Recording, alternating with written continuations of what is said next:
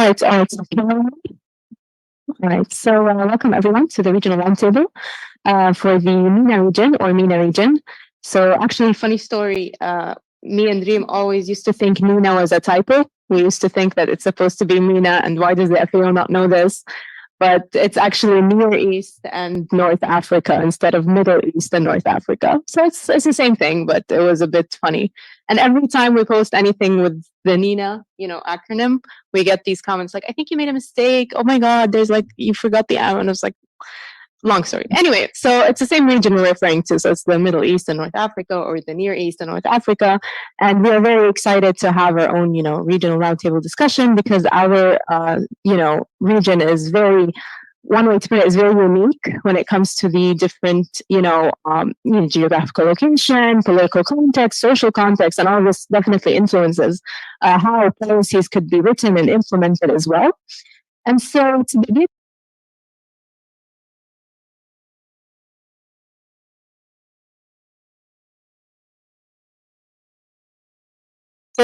with, in order for us to have a fruitful discussion, it's just like these are just the general rules. Um,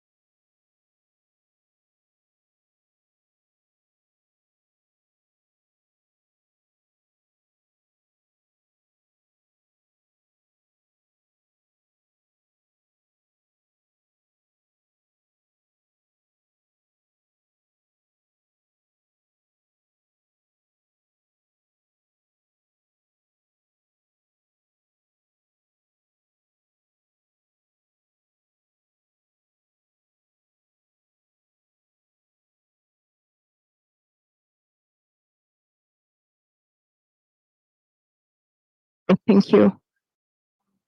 So, as the video kind of showed, it was a long journey, and now we're in. So, the World Food Forum survey identified 5 policy priorities for the MENA region, and we're going to cut them, break them down, see how we can, our demands, and so that we can have a final document later on to spread and for decision makers and policymakers to read. And so we're trying our best to involve everyone in the discussion. So now we're going to discuss it here, and we also made the document live so that we share the link with our networks as well, so that they can make suggestions until the end of this month, October 31st. So if we move on, please, to the next slide. With policy number 1, I just want to give a brief recap. Does this work? Does not. Okay. I just want to give a brief recap of what has been done up until now. Is it working? All right. Yeah, I just want to say next slide. Can you move next slide, please? Does it work, the sound? Yes? Okay. It's working. All right. So we started off with the consultations going off of the WFF survey, the youth survey that was done. From that survey, 5 main policy priority areas were extracted, and using those as a blueprint to go off of our online session, that was the consultations that were done online. Now we have a draft doc that is released, as Lean mentioned. It will be open to the public. Anyone, anywhere can come into the doc and suggest their ideas and their opinions, and we will take them into consideration for the final version. And so this document will be open until the end of the month approximately, and then it will be finalized, sent to the FAO for approval, and hopefully published, disseminated exactly. The main themes that we have until now, so we have the main 5 themes per policy priority. So number 1 is about sustainable technologies. The second one is about environmentally and socially conscious policies and practices. The third one is about terrestrial and marine conservation. The fourth one is about resilient agri-food systems. And the fifth one is about rural empowerment and protection. On the slide, you have the QR code that would lead you to the document, so you can work on the document, suggest your ideas while we're discussing and also afterwards. So make sure to save this with you so that you can work on it whenever you want to. You can also find the link to the document on the bio of our Instagram page at MENA Youth Network. Now, to start off, I think we could go on to the first policy priority. If we can move on to the next page, please. All right, so now we're going to break it down basically policy by policy. We're going to see, what each policy entails. We've written a few notes under each one, and we're just gonna, start discussing it together. So to start off, the first policy, as Reem just mentioned, the theme about it is the inclusive and sustainable technologies. And so these are a few points that, during our first consultation, we identified as, they need to be stressed on when we talk about sustainable technologies. So we could take a minute to, read them, and then we could start the discussion on policy priority 1. What can we add? How can each note be improved? So I guess we could take 2 minutes. Maybe each of us can read these notes and start thinking and discussing.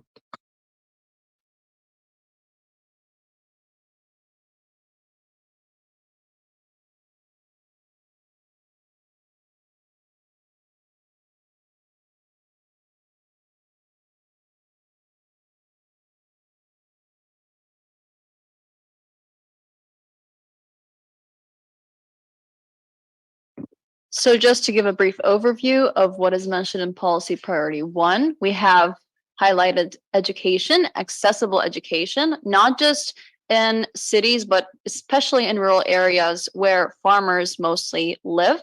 And so we need to educate our farmers or scientists. I mean, we don't need to educate the scientists, but the policymakers, with the help of scientists, with the help of educators and communicators.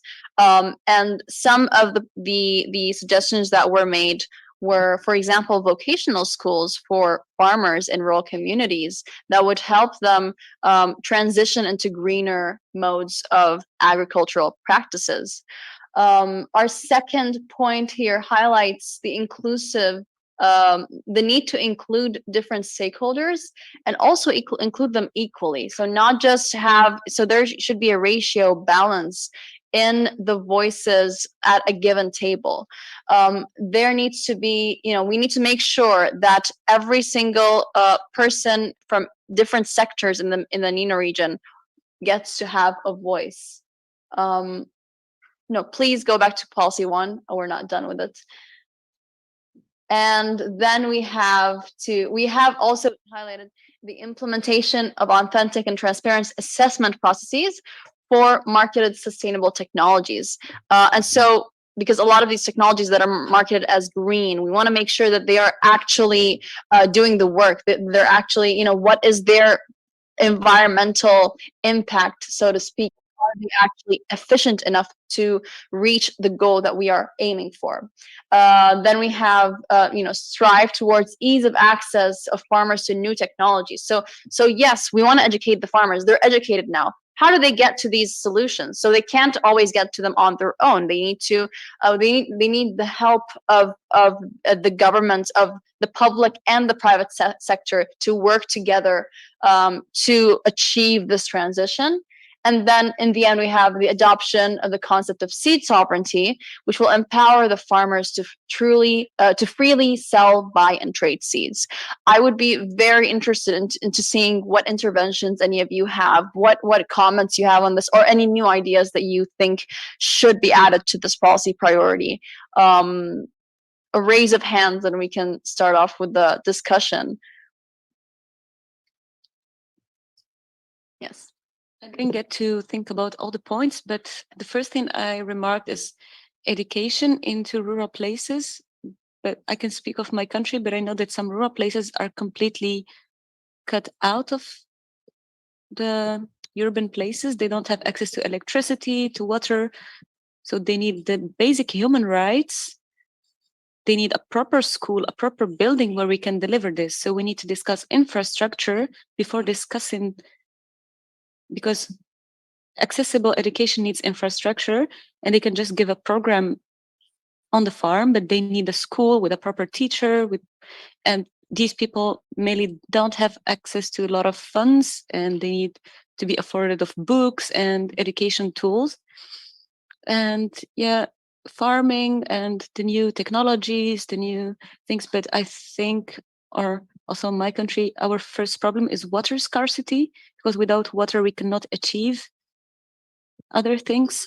So we need to address the problem of water in the region before discussing the production, because without water we cannot even survive to produce something. That is very interesting. So going off of that point, we need to ensure that there are enough water resources for agricultural production to take place in the first place. How do we do that, though? Do we implement policies? Do we have to invest in technologies? Which one is the most important one that you think should be the first focus before we go onto anything else? I can speak about water a bit. And in Morocco, we had a water problem, but we installed desalination plants. So this is a nice solution, but on a long term, we don't know what are the consequences of the leftovers of this water that has a very high salt concentration, and how it will affect the marine biodiversity. So we need to further science within these innovations and these solutions. And it comes with financing. So it's with the Moroccan and Spanish government, and it's like private to public to private sector, like governments. We need alliances. It can be public, private, doesn't matter. We just need to get solutions taking place. So finance policy, it has to come from the governments to initiate this, and also science, because we need science to tell us what are the effects of what we are implementing now, because it will create some problems in the future.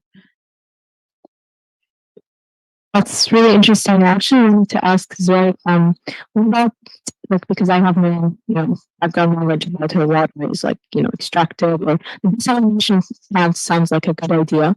But maybe I wanted to bring in that to the discussion. Dr. Ahmed, what do you think about other solutions, for example, other than desalination, maybe more sustainable solutions? Because we know when we have like big, sustainable marketed solutions, but sometimes they really like come at the expense of either marine life or people building them. So what comments do you have on that? Look, we keep talking about sustainable solutions. There is no such thing as sustainable solutions. You have a farmer, he needs water. If you have groundwater resource, majority of the water in the in the Arab world are groundwater resources. Most of them are fossil aquifers, which means non-rechargeable aquifers. The moment you start extracting water, at one point it's going to finish. Same with rivers. So if you take out the aquifers, take rivers. 50% of rivers in the Arab world come from outside the Arab world. Arab countries do not have control over these rivers. And countries, for instance, like Turkey, are building dams over the rivers there. Even like you can take an example of the dam between Egypt and Ethiopia. Egypt, yes, and how this is affecting Sudan as well. So this idea of us as human beings, we don't have sort of environmental footprint, we can take it out, that's not possible. The moment we are born, we have an environmental footprint. And the question is, what do we do with it? We cannot talk about simply sustainable solutions if we want to feed like the population. In the MENA region, we don't have food security. So what's more important, having food security, or actually focusing on protecting more or less the environment? I have no answer to that. There is no right or wrong answer. I don't know. I don't want to be the only one speaking, so please, others, give us your ideas. But I think one thing I noticed is we should have a good water management plan, because I see that when farmers lack water for their productions, I see in big cities there are a lot of green fields and a lot of gardens. So why does this water go to a garden for our beautiful view? Then we are putting food security in the sake of a good view and a good mall and a park. We should focus on food. I want to talk about investments and the carbon footprint. Sometimes we hear like, yeah, this group of country investors are investing in the country to produce something with their industries. Yes, it's nice, but is this a good investment? What's their carbon footprint? Are they on our land just because we have low taxes and we have cheap labor? Do we really want to keep going this way on the MENA, bring investors to use our land and human resources and not pay for the damage they are doing to our land and environment? So we should define taxes for foreign investors and empower more local entrepreneurs and agripreneurs. I feel a gap between farmers and scientists on my land, because farmers feel like indigenous peoples, it's their land, they have the knowledge that they acquired during the years. So when there is one of my colleagues or me go into the field trying to explain how to use better crops, better seeds, they're like, you're not going to tell me what to do. I am older. I have the knowledge. I have the experience. You have just been to school. They lie to you. They brainwash you. You know nothing. So we need to get closer to these people. We need a good communication. Let them know that we come in peace and we want to work together. Yes, you are the owners of the land. We just want to have a better solution, a better production. We should just go to the consumers and to the producers. And also, we need to raise awareness within the consumers. For example, the Mediterranean diet that we hear of has changed, and I doubt if we still have and opt for healthy Mediterranean diets. I see myself at home at table. I eat meat twice or three times a day. This is not logical. This is not the Mediterranean diets that was communicated and explained to me at school and on the internet. But we have the social cultural influence. If I have a guest and I don't put meat on my table, it's shoma, it's aib, it's our. So we should a bit leave our habits and ask the consumers and the civil society put on their TV that they watch every day what is right, what is wrong, and what can be changed. We have been to universities, we have been to schools, we knew what's the FAO, we could come here and discuss this. But I have many of my friends, when I talk climate change, when I talk diets, and they're like, oh, what is this? It's just blah blah. We don't believe in this. I have a good life. I travel. I have friends. I drive a car. I fly here and there.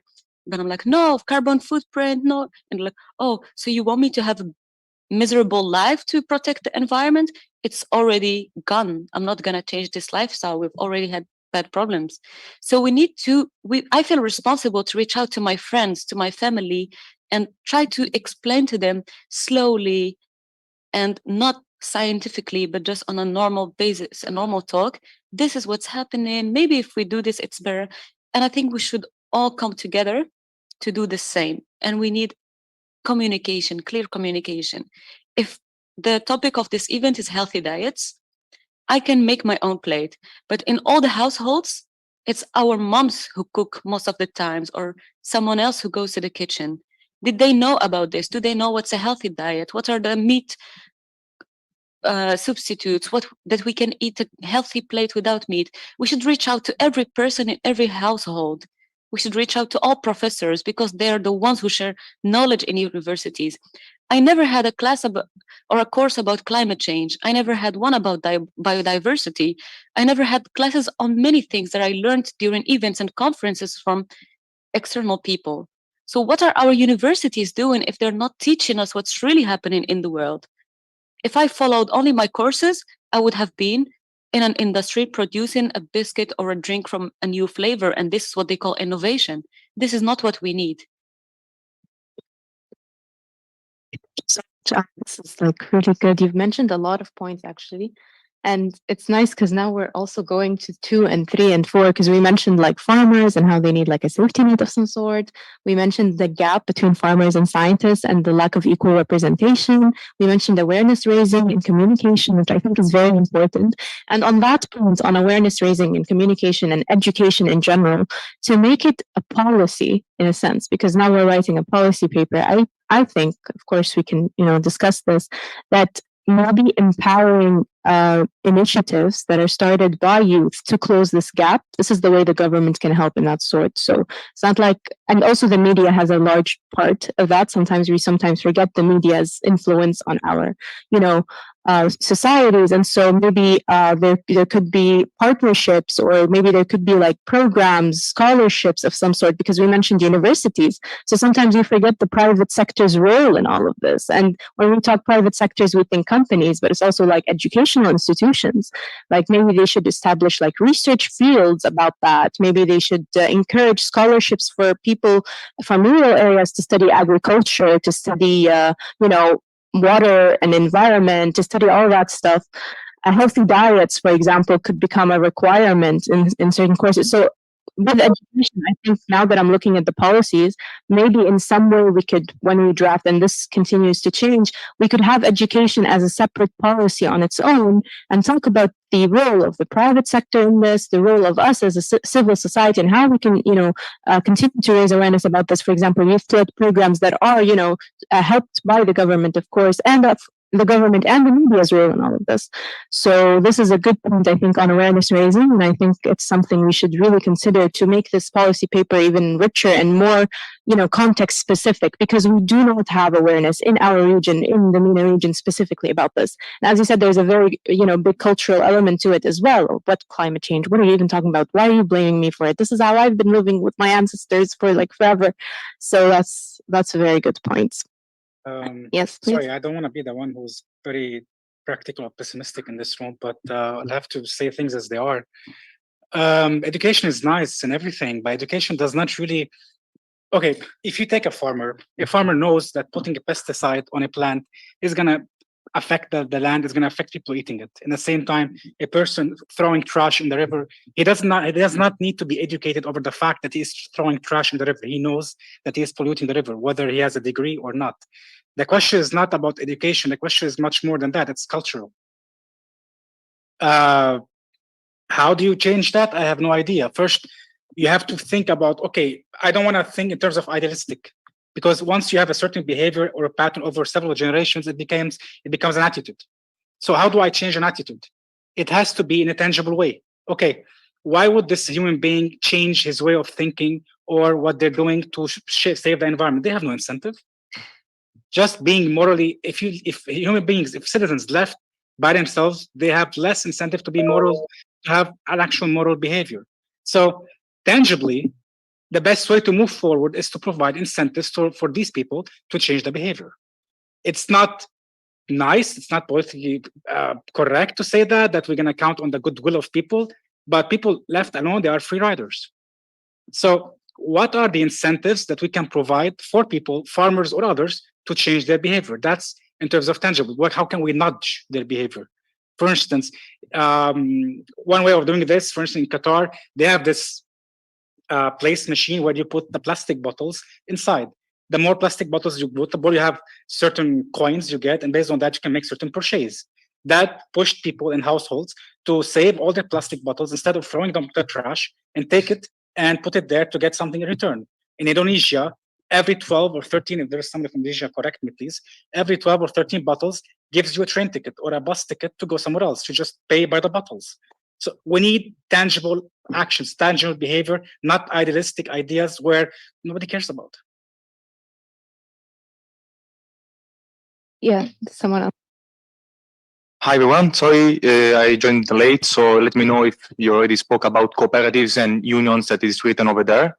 I've seen there that you speak about unions as a mean instead of as an objective.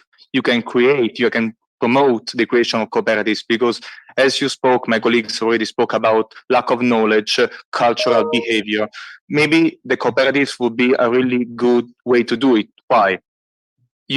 For example, you have to have access to sustainable technology, you are a cooperative, you can share the cost. Even for you buy one thing, one instrument, and you split it, you share the use of it. You spoke about the cultural behavior. The peer pressure that you have between a cooperative could help that. And also the lack of knowledge you can share because now you are together, you have the common objectives, and you can, inspire others and share your knowledge about everything you want. Could be climate change, could be how to, I don't know, better, the crop management could be better. And also when you're going to, dialogue with the other stakeholders, you're not going to be just one, you're individual. You're not like just one small farmer, but you're going to represent, I don't know, 100, 500, 1,000 small farmers. So that's going to really change, because if you want to do one test, for example, with scientists, you can do it. On 2 hectares, maybe it's going to be difficult. But if you have 2 hectares for 1,000 small farmers, it's going to be way more effective for them also to run the tests. So I would put as policy priority finance and support the creation of cooperatives and unions. Up to you how, they're a bit different, but up to you. So I think that will cover and help and promote most of the points you're looking for. Thank you. Thank you so much. This is a very interesting point, and I feel like we don't really talk a lot about farmers unions and everything. And so that's a very good point. And I think this, yeah, you have a point about that? Yes, I want to say that about the behavior, that is a great point to talk about. Is because, for example, when we talk about how the human pollute the world, we always think in how we made more and more CO2 or methane or whatever. But the question is, as humans, we always think at a straight way, point A to point B. And the world and the nature doesn't work in that way. It has a cycle, and we always think in, okay, produce our food carbon print is that, but we don't think how some, for example, agroecology promotes a system that we can absorb this, for example, CO2 or methane. So that is a factor that we don't speak too much. I think that we always say like human is the problem, and I understand that, yes, but in the same time, no, because we are not thinking in a holistic way. And for example, right now there is when in the scientific way, I don't know how to say, but in the scientific way, we are talking about regenerative agriculture, regenerative livestock, and this put a lot of pressure of the farmers, of the pastoralist person, and it's not only pressure, but they are a key factor to change these problems that we have. But we have to know how to communicate these things, because there is a solution, but the problem is that as a human we see us outside this cycle of the nature, and that is the problem. That is the problem, because we are not connecting with this world that we have. Yes, thank you very much for those insights. I think another point to be raised, especially with the context of our region, is yes, we need to educate the farmers, but also I don't like to personally put all the blame on the individual. So because a lot of it is systematic. Actually, it's like the system is broken, or it needs to be changed. It's outdated. It's like you're working on a 2008 Microsoft you know, and we're in 2022 right now.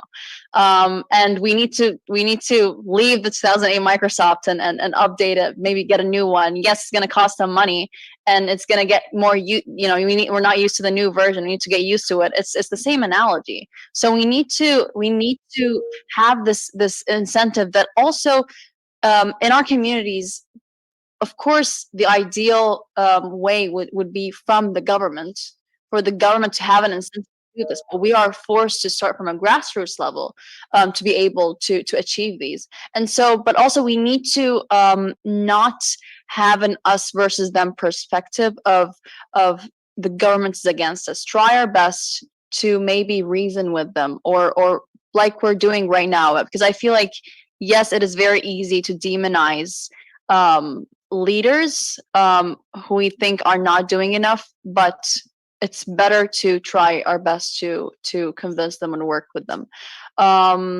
I will allow maybe one more intervention, because we have around 15 minutes allocated for each policy. Yeah, And we're already over time. Yeah, that's good. But what I liked with this discussion is that we actually did cover a lot of things from the policies that are coming up.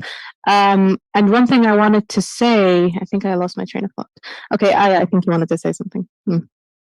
For young farmers and for education. So we see, in order to become a professor, you need to have a PhD. And let's just make it, in order to be a farmer, you need to have this specific training that is free, accessible, to have the status of farmer, which is amazing because you feed the population, and not underestimate farmers. So with this title of farmer, you can have access to this subsidies from the government, etc. So we should have financial help if you have a title that's given to you by education. So in this way, we have finance, education, both meeting in a person who is a farmer. So we can use money to push people to study and to get access to the finance.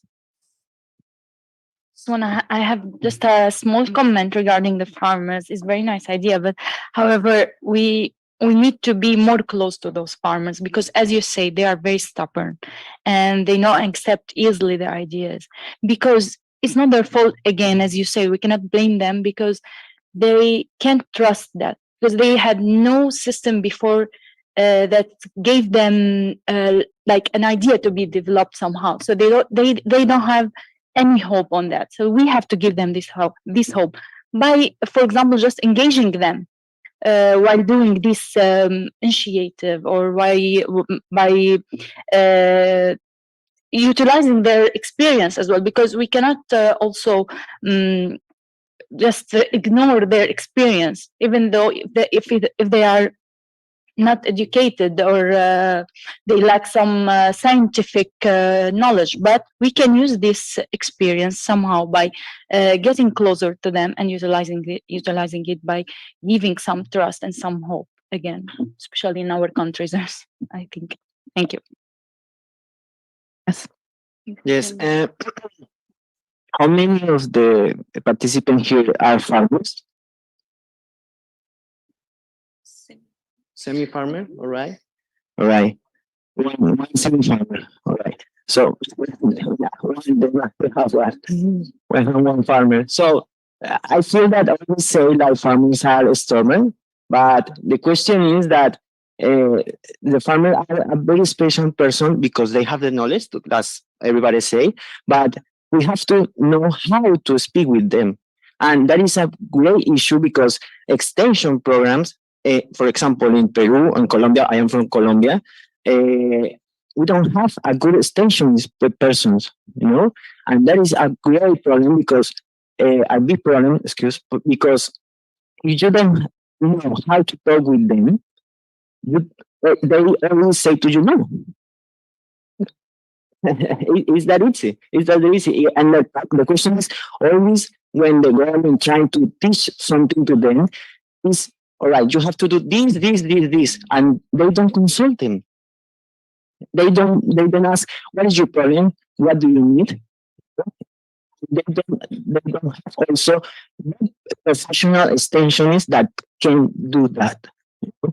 And so I really don't like because I'm not a farmer because I wrote basically 80% of my time with farmers, and I knew his reality, and I knew that that disturbing. They only need to understand, and they need to not understand. They need um, excuse me. How can I say this? They need they don't need the person that came to them have to know how to talk with them and how to convince him that it's not that way, because they have a lot of issues that if you don't live with them daily and daily, you don't understand them. For that, we need to uh, make educational extension, make participative diagnostic that we do not do it. Just to add one last point about the farmers, we always conflate education with knowledge. It's not the same thing. Just because you are educated doesn't mean that you are knowledgeable of the topic. So this is one thing I've seen. And the second thing is, because I've been at the university, I teach at the university.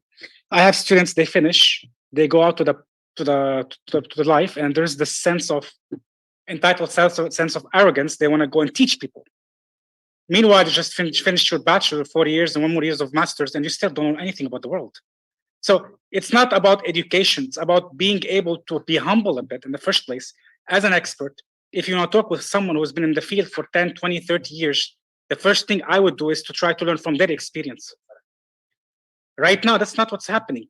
Young people are being taught to, I memorize something at the university. As such, I have that kind of absolute knowledge to go there and dictate to others what I know.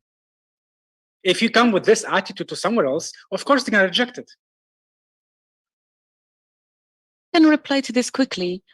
What is the problem what's the solution to this? I can say, or what's the problem that creates is the lack of practice. I had many internships during my studies. I had at least 1 or 2 every year where I was in the field. And the first one, I was shy to ask someone older than me to give me information because it's an older person. I cannot talk to them. I'm still a student. But yes, this exists. But if we put more students on the ground and show them how to speak to people and show them how to address farmers, etc., then we can guide them of when you have this title, this is how you can communicate to others. Students need practicals. They need internships. They need to be on the ground since the first year they start studying, not only when they're entitled with an engineer or a master's. All right. Thank you, everyone, for this very interesting discussion. So I feel like as a closing point, as a really good closing point, it's not just educating the farmers and in general, but also listening to their concerns, learning from them first, and then using that to go off of what solutions we can give them so that we have a middle ground that benefits both. So we can finally go on to the second policy priority. To start off, it's recognizing the importance of promoting environmentally, economically, and socially friendly practices in agriculture. So this is about the practices. This is about the practical ways, the mechanics of it, I guess we can call it, the technicalities. So development of public strategies that aim to tackle food insecurity by upscaling local production and thereby reducing reliance on imports. And this is a very important topic that we actually will be, me and Youth Network will have a separate side event on at COP27, which is the dependence on imports, because this is posing a very big concern and risk for mass starvation in our region. What if any era comes where there is a war, or there's, for example, what's happening in Ukraine at the moment, where the grain exports have been sort of, if I would say, compromised. And so I would say our region is one of the most food insecure regions in the world, and that is mainly because we don't have enough agricultural production we cannot support ourselves. We're so dependent on other countries exporting to us, and what happens when those exports stop or when they decrease? How do we feed our people? So this is something that I really would like to bring into the conversation, to see what you guys think, what sort of suggestions that you have, and what solutions you think we could start off with. We could suggest to the policymakers. Second of all, we have ensuring better accessibility of knowledge pertaining to novel and indigenous sustainable agricultural trends and technology to farmers and rural communities by encouraging research into fields of sustainable agriculture studies like agroecology and vertical farming. I would say we already sort of covered this topic in the last discussion, and here it's sort of the opposite as well. It's not just us teaching the farmers, us learning from them and their many years of experience in their field. So yeah, I would love to open the floor to whoever would like to. Aya, there you go. Yeah, I would also go back to raising awareness and promote eating local food. If it's not produced in my country, do I really need it? Of course not. And also media and what's shared on promotion, on publicity, we always see a well-shaped pepper and a clean carrot that is not cut and beautiful fruits and vegetables. And then we keep that image in our mind. So when I go to the local market and I find a potato in all different shapes, I'm like, oh, this is not the potato in my mind. And when I go to a supermarket where they have exported fruits and vegetables, I'm like, oh, this is the fully red apple that I saw. This is the one I want. But we should normalize that food and vegetables and fruits that are touched or cut or there was some accident during the transportation are still proper for consumption and it's fine to use them. Otherwise, everybody leaves them behind and they are wasted and thrown away. And that's a food waste that we should avoid. So we should normalize eating all type of local food. And the imported food is, I think it's more expensive than the local one. If you go to a local market, it's cheaper than the supermarket, which means that our farmers get less money for the same product. So it should be subsidized by the government. So they also get more money and feel a bit richer because except the high level farms that produce tons and tons of food, the other farmers are seen as poor people. They rely on their productions to get money. So we should subsidize their productions and give them more money. Okay, there are 2 points here. I'm gonna push against what you just said. We are living in a globalized world. If I want to wake up tomorrow morning and have a Thai food in Italy or in Doha, I want to have Thai food. I'm gonna go to the restaurant and have it. You're not going to stop people from eating any kinds of food because of that. So with this globalized world, people are expecting want to eat everything from any kind of exotic food. We're gonna stop that. That said, the question is a question of governance. It's not more or less about only eating locally. It's a government being able to sustain, to adopt policies that actually can foster food security. I'll give you an example. Tomatoes. In our region, plenty of countries produce tomatoes at the same time. Lebanon and Egypt and other countries. Now, every year in Lebanon, we have this, the amount of tomatoes being sent to waste is a lot. Why? Because by the time you have the farmers benefiting from the price of tomatoes, you get the Egyptian tomatoes getting into the country. Based on that, the price of tomatoes goes down. Based on that, the farmer does not make money out of it. As such, they don't have enough funding to have another like tomato season in the next year.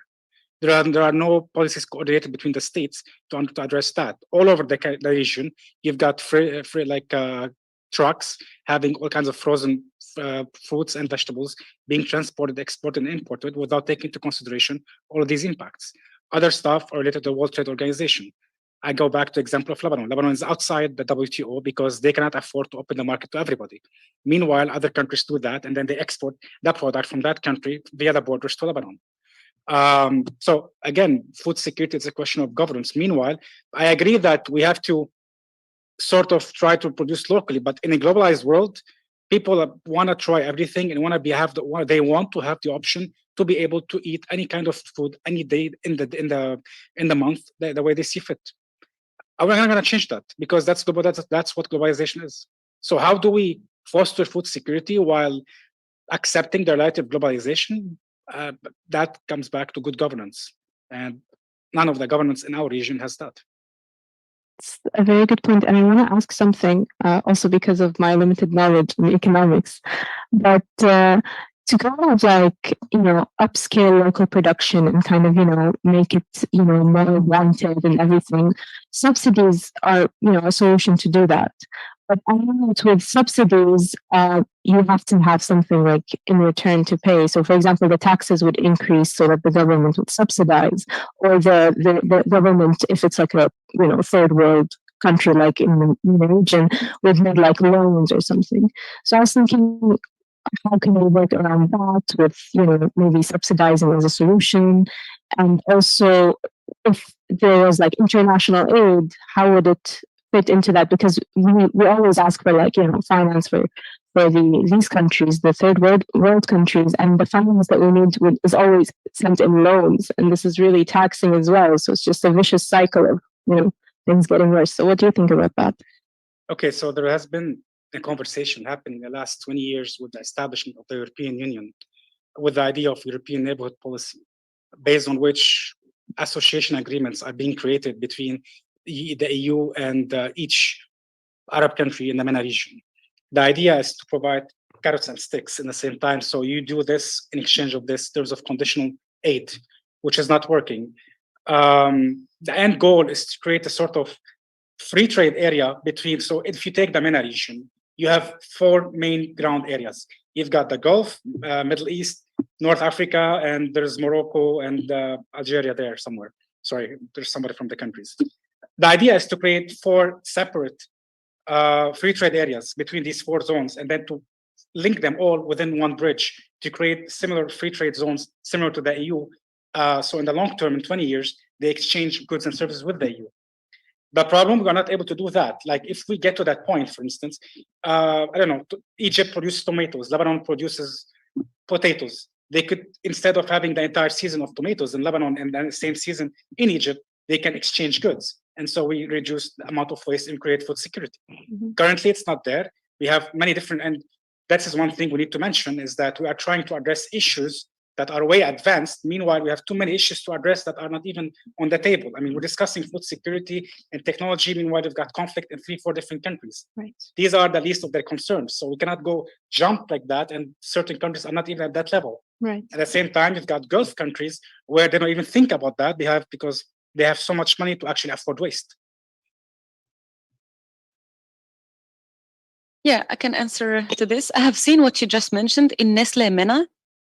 A product is not produced in every country. It's produced in one country only that produces it at the cheapest price. Then UAE can order from Morocco the powdered milk and coffee, and UAE does this, and then they exchange. We're not going to produce it everywhere because it's expensive here, cheap here. You do this, I do this, then we exchange. And it's working amazingly with Nestle in MENA. It's not at the MENA level, just between certain industries. We need it everywhere. That's Yes. the problem. Like I saw it somewhere, but it worked, and I think we should adopt it everywhere. Yes. And in order to do this, we need to remove taxes a bit. We need free transportation. And the solution to this is to become one group, one region, remove borders, keep them, or like not really straight, put them as strict borders, and all the taxes, all the conflicts. Like if I want to send something from Morocco to another country, we're not allowed to go through land through Algeria or fly upon Algeria. So we need to solve conflicts within our region. We need to sit on the table, all the countries, and agree on surviving and empowering each other. We should not fight because we are one. اتفق العرب على أن لا يتفقوا, but we are the generation to push them to change this, who decided these words for us. We don't want it, and we should change it. We're talking a lot, but there is a draft on free trade agreement between Arab countries. It is at the what do you call the Arab League of Arab Nations. There is a free trade agreement drafted that's been there for 20 years, pushed by the EU. It's not yet implemented, and it's going to get more complicated with the presence of the Chinese in the region with the Belt and Road Initiative, with their legal. I mean, it's like like they're doing strategic investments in UAE, in Egypt, in Sudan. Meanwhile, the US coming with a different approach, and you have also the US presence. So, how do you push forward with a free trade agreement? I'm not sure, because each country has diverging interests and ideas that they don't want to make any sacrifices. So, I agree with you, but I don't see how that's going to happen. And so if we were to take this conversation, we need to do something, but it's hard to do these things. How does policy play into this? How, like, what is a concrete policy that we can implement, or a series of policies that we can implement? Because we're trying to give suggestions to politicians here, and maybe some of us will become politicians in the future and implement these. But hopefully we're trying to get them to be implemented before we are older. And so what exactly do we need to do? What do we need to tell them? What suggestions do you guys have? If I can go first, yeah. So we are young, we are in the process of learning how the world works, how we want to change something, we don't know how, we try to know it. And I can suggest something to a politician, but it should be in the framework of their work, like it should be doable. But we don't know what's doable, what's not. We don't know what's behind all their agreements. We need them on the table with us to explain to us something. Is there someone from a delegation from MENA here representing a country?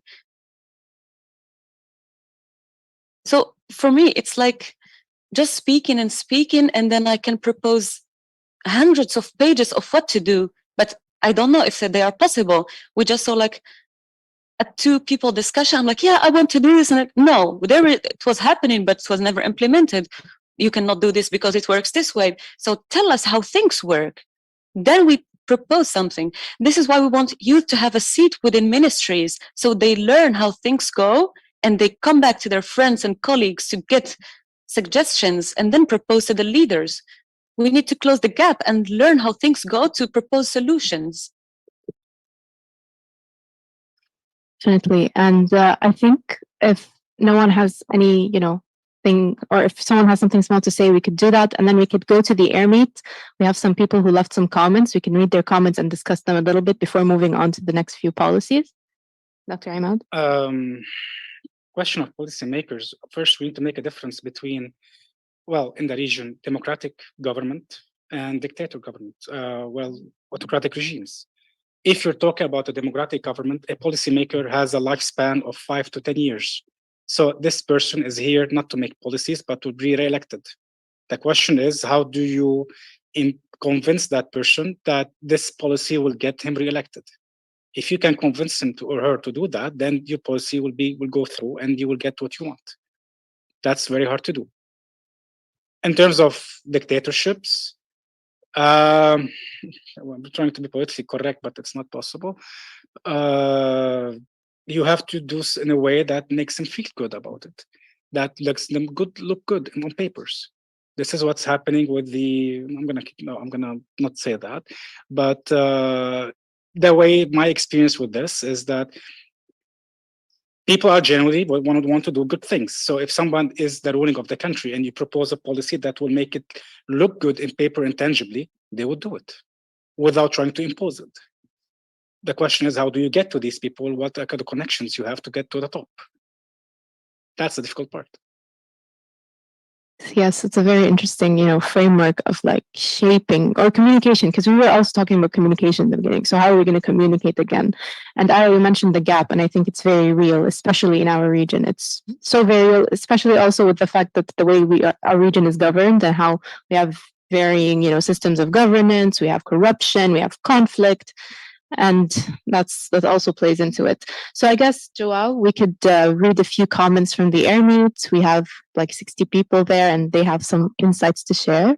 Sure. Just to remind the people that are joining us from home, joining us online, you can always leave your comments here on the platform. We are going over them, and they're also being part of our draft paper. So everything you say will also contribute to our final outcome out of this session. So please keep up commenting where we are reading your sessions. I would just like to share with the ones who are here in person and are not seeing the comments online a little bit of how the discussion is going on there. Dora, one of our attendees, she said that these recommendations that we are giving should not only be limited to agriculture. She thinks that it is essential as well to include fisheries. We need to talk about fisheries and aquaculture, which is also very interesting. We did not touch that topic yet in this first policy recommendations. Alexander brings us also some ideas on how to implement this in a direct dialogue with the farmers. Here, before we are discussing how can we communicate, we had this debate on how do we actually get farmers to execute these ideas.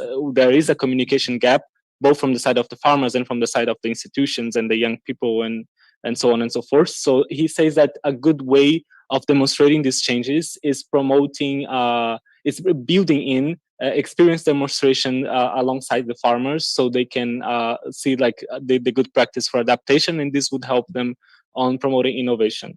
We have another comment from an attendee called Brahim. Brahim says that agriculture innovation is a prerequisite for meeting the challenge of feeding of a growing world population in the context of climate change. I believe soon we're going to also talk about climate change in the future of these policy priorities. So very nice, Brahim, for bringing that.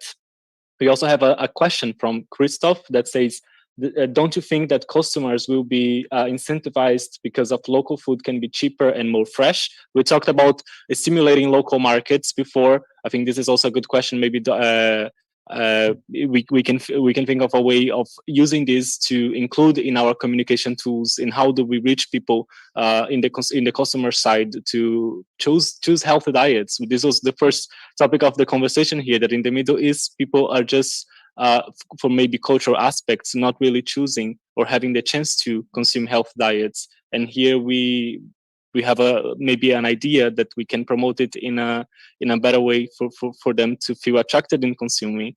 We know that there are many social challenges around it, and we are going to discuss that, but maybe just bringing these ideas into the table. And please, everybody, keep on commenting, and we're looking at them. Thank you. Thank you very much, Joao, and all the online participants for their very valuable contributions. And we will, as Joao mentioned, we will take everything into consideration. We will add them to the document draft and make sure that all of your voices are heard. Now, going on to the third policy priority, I'm glad that we're sort of on time, a little late, but it's good. Recognizing the lack of action to maintain, revitalize, and protect terrestrial and marine areas. So I think this pertains a little bit to aquaculture in a way, but it's more about conservation of the environment. The implementation of environmental protection and conservation policies by investing in mechanisms for ecosystem conservation and restoration on the local level. We need new technologies, and they need to be assessed on their impact on the natural ecosystem, and measures are to be developed to ensure the minimum impact possible. So this is I think this was also touched upon in the first policy priority. As you can see, a lot of them are very interconnected, but that's the point. There isn't one separate solution. There are so many that have an effect, a cause and effect on each other. And then we have active reporting systems and action on policies already in place. And they're to be closely monitored and engaging. So yes, we put up a policy. It was implemented. Was this policy efficient, or how efficient, how effective was it, and what does it need? Does it need any changes or not? I'll leave it to my colleague Lian. Okay, so first of all, as Reem mentioned, this was like pretty discussed by us in policy 1 when we were talking. I think the third point is something that we usually miss in discussions, which is the accountability aspect of it and the active reporting back and all of that stuff. And so it's for example, I can speak in Lebanon or in other regions. There are actually, like, I was surprised to know that there are actually laws, conservation laws, that are dictated, but they're never implemented.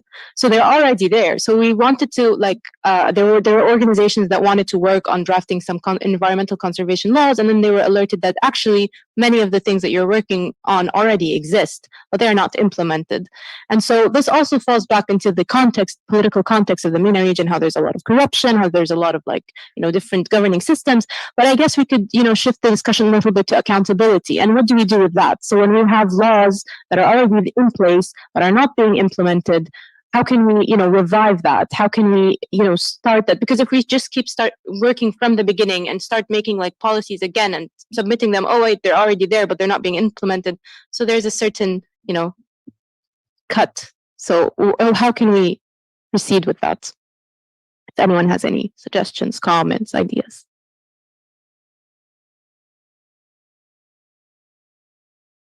I can say communicate and say what's there and say if it's implemented and how and what are the results, reporting, should make things viral on social media, on TV, etc. Sometimes we come to tables and we're like, yeah, we want this and this because this is not happening. This is not, well, sometimes it is happening. We just don't know about it. So we just do efforts while something already exists. We just didn't know about it. It's up to us to look for information and look into things if they exist or not. But also we need to have easy access to information. We need guidance to know where is this and where can I find this document and what is what. And this is a bit hard. On the policy level or on the government level, because we're asking politicians and we're asking policymakers, maybe one way to do the accountability mechanism thing is to ensure there's accessibility of information, as you said. So perhaps like a website or a mechanism or an office that just functions to take in the ideas and or to present what has been working on or whatever. And when it comes to maybe having a council of young people who's just, the council is the government, part of the government, and they are the ones that keep, following up, or maybe there should be a program where there are deadlines set. But then again, you need to see how the governments will cooperate with that. Well, the first question you would ask is accountable to who? You identified the problem. You have a law being implemented. Nobody's implementing the law, or there are breaches. Okay, you have proof of that. You have the best case scenario. You can scientifically, legally, all kinds of support. You prove there is a problem. Accountable to who? Maybe we can think about governments, those who actually must implement the law. No. Civil society organizations who have no actual power to actually implement anything. I give an example, which is very simple. I was in the EU, that was like 10 years ago. In Lebanon, there was funding to build 11 recycling plants for garbage. A country where we had a garbage crisis since 2014, 2015. There is 11 recycling plants not being used in the country. So when I was talking to a top EU official about that, first, he had no idea that there is 11 recycling plants. Secondly, nobody knew that these plants are not being used. This is coming from outside the country. So we can talk about accountability, but who is the person going to hold who accountable? Is the government going to hold itself accountable? Good luck with that.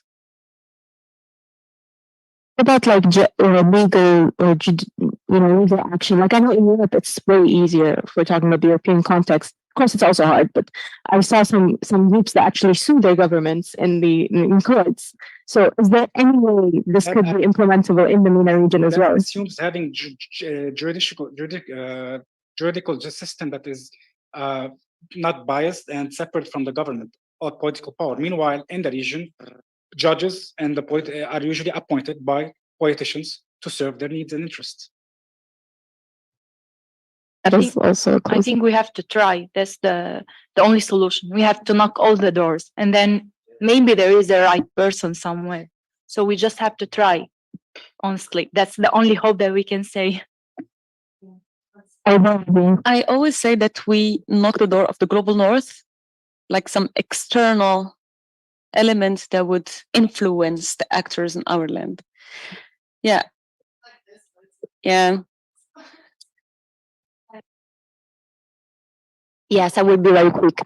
What I want to say is that regarding this policy priority, I think it's important to mention the rights of the environment.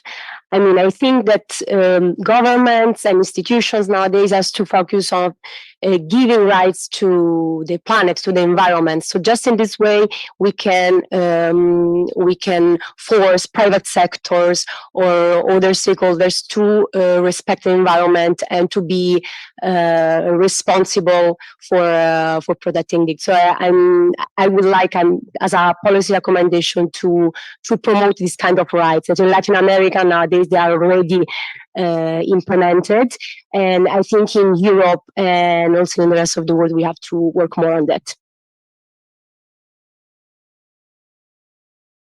Yeah, sorry. So yeah, I know I'm not from your region and stuff like that, but I come from also a country that was with heavy corruption for many, many years. And I know this position of feeling very helpless and feeling like you lost hope in your political system.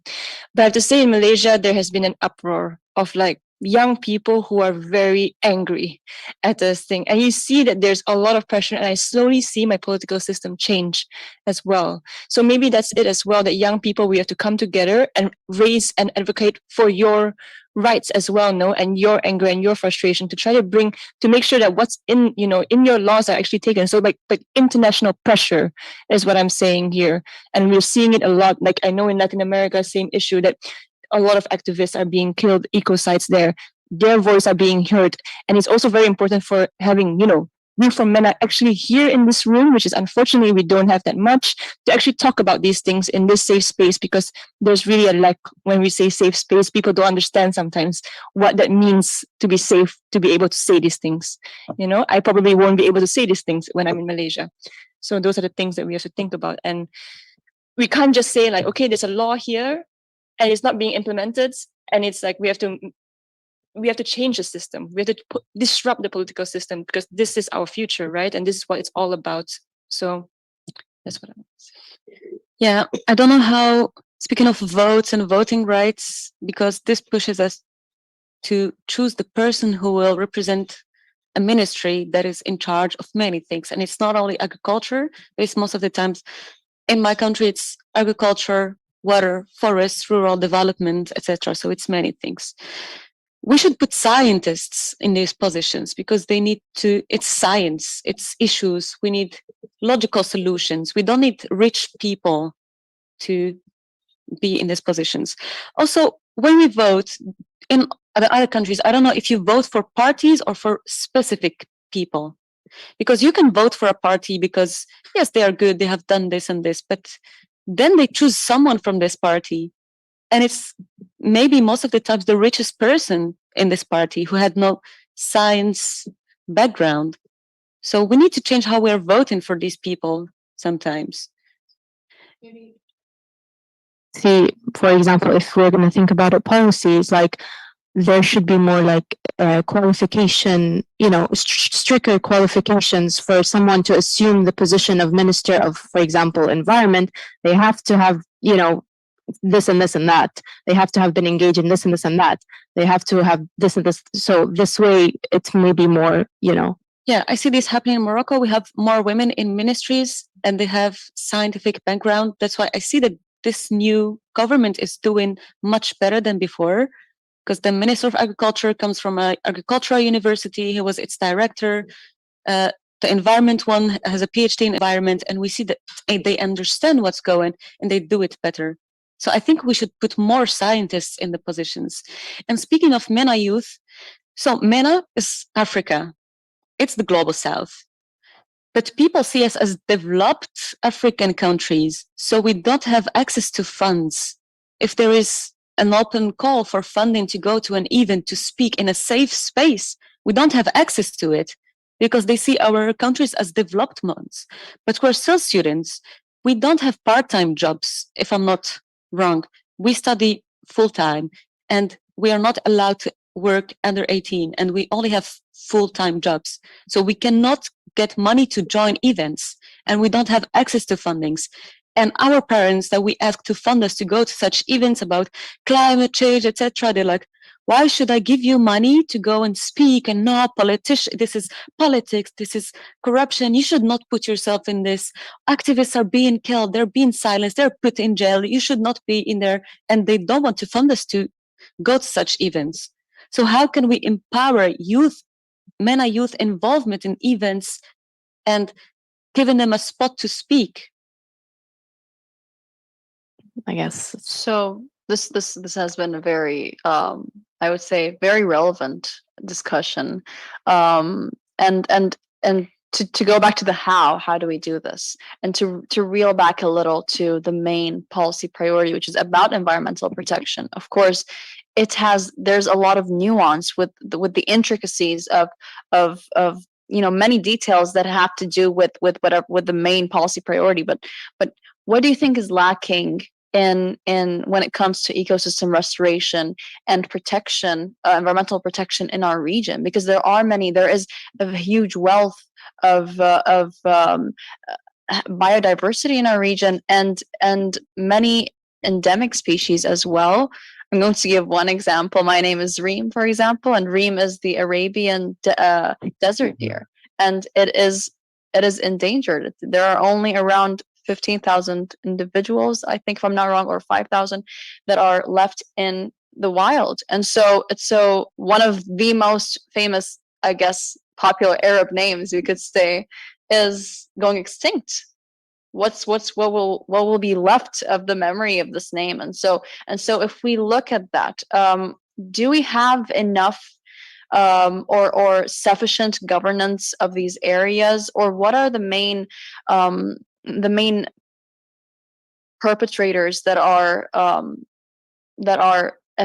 negatively affecting ecosystem protection and conservation?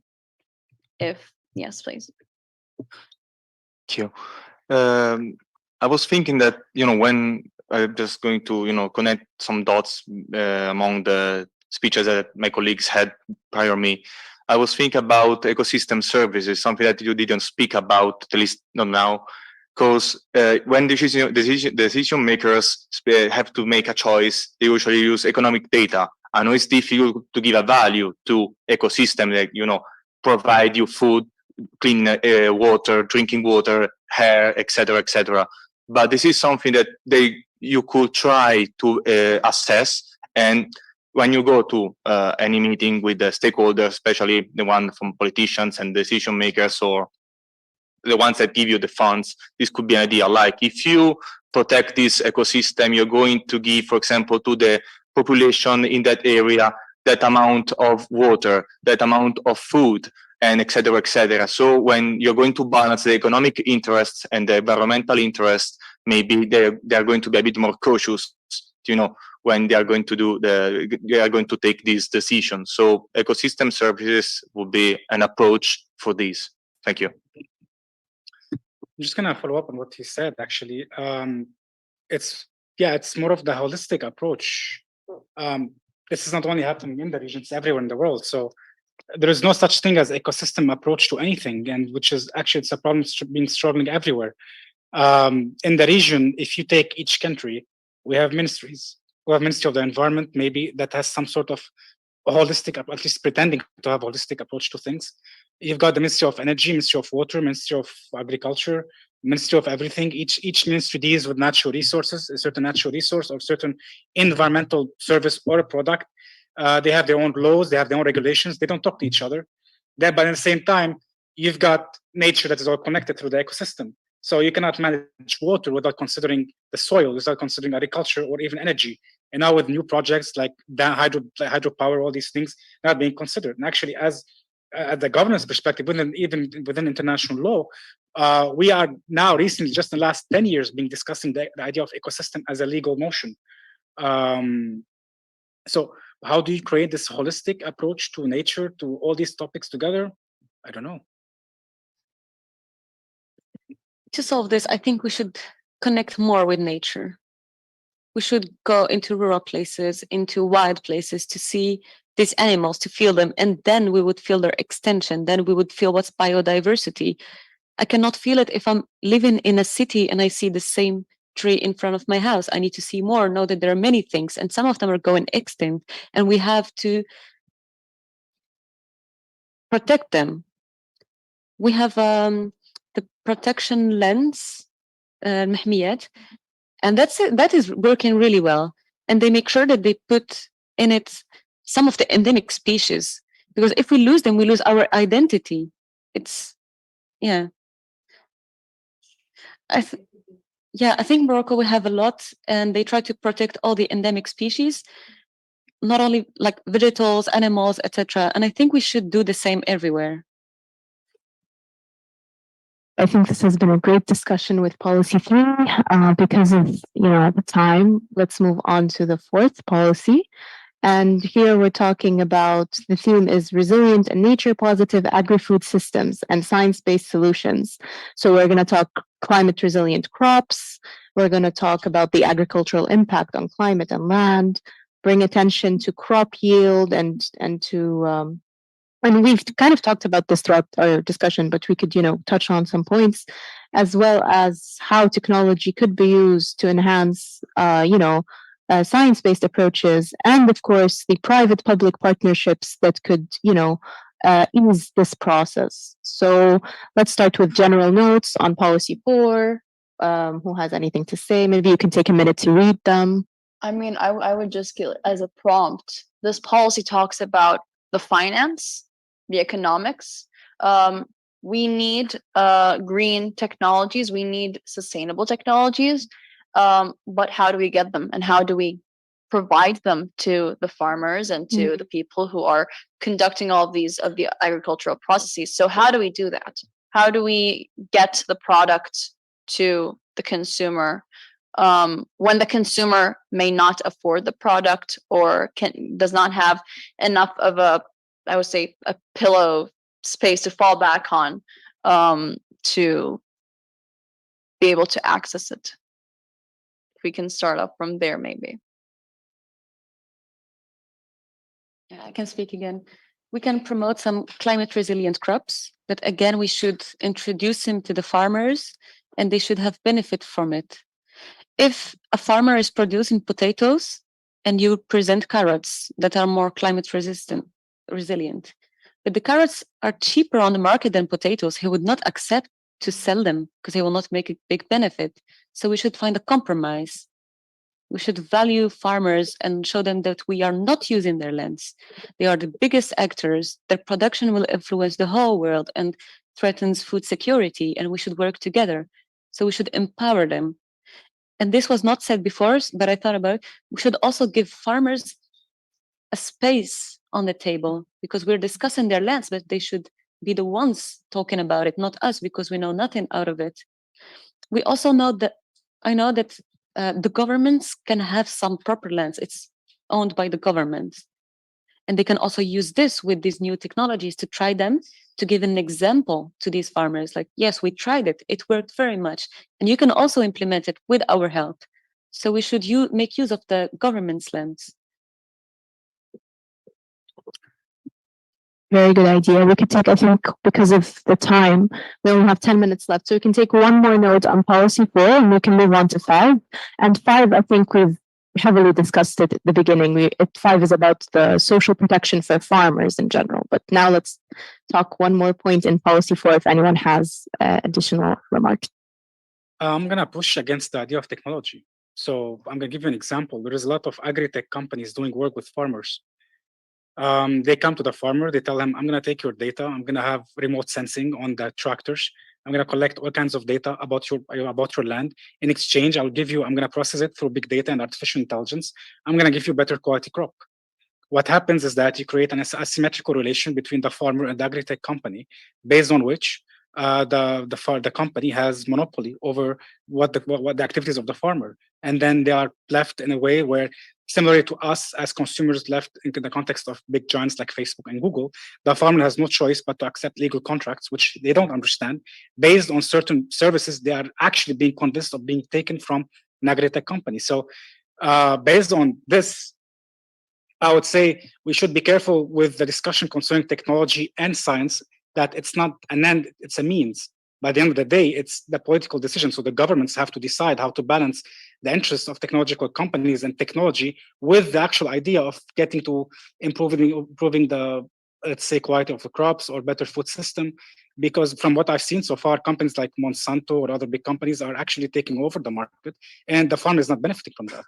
So the role of politics, being government, or even like, for instance, even FAO, they have now Digital Council for Agriculture, and they established, I think, a working paper on that with certain principles, which was in 2020 on this topic. So we have to be extremely careful how to discuss that topic of technology, because technology in itself is not neutral. It depends on who makes it. It depends on what kind of data you feed it. So this false belief that technology as itself is objective, gonna improve our lives, is not the case. And as has been actually documented by computer scientists, where they do the analysis and you check the kind of data you get and the kind of analysis. So we have to be extremely careful how we approach this topic.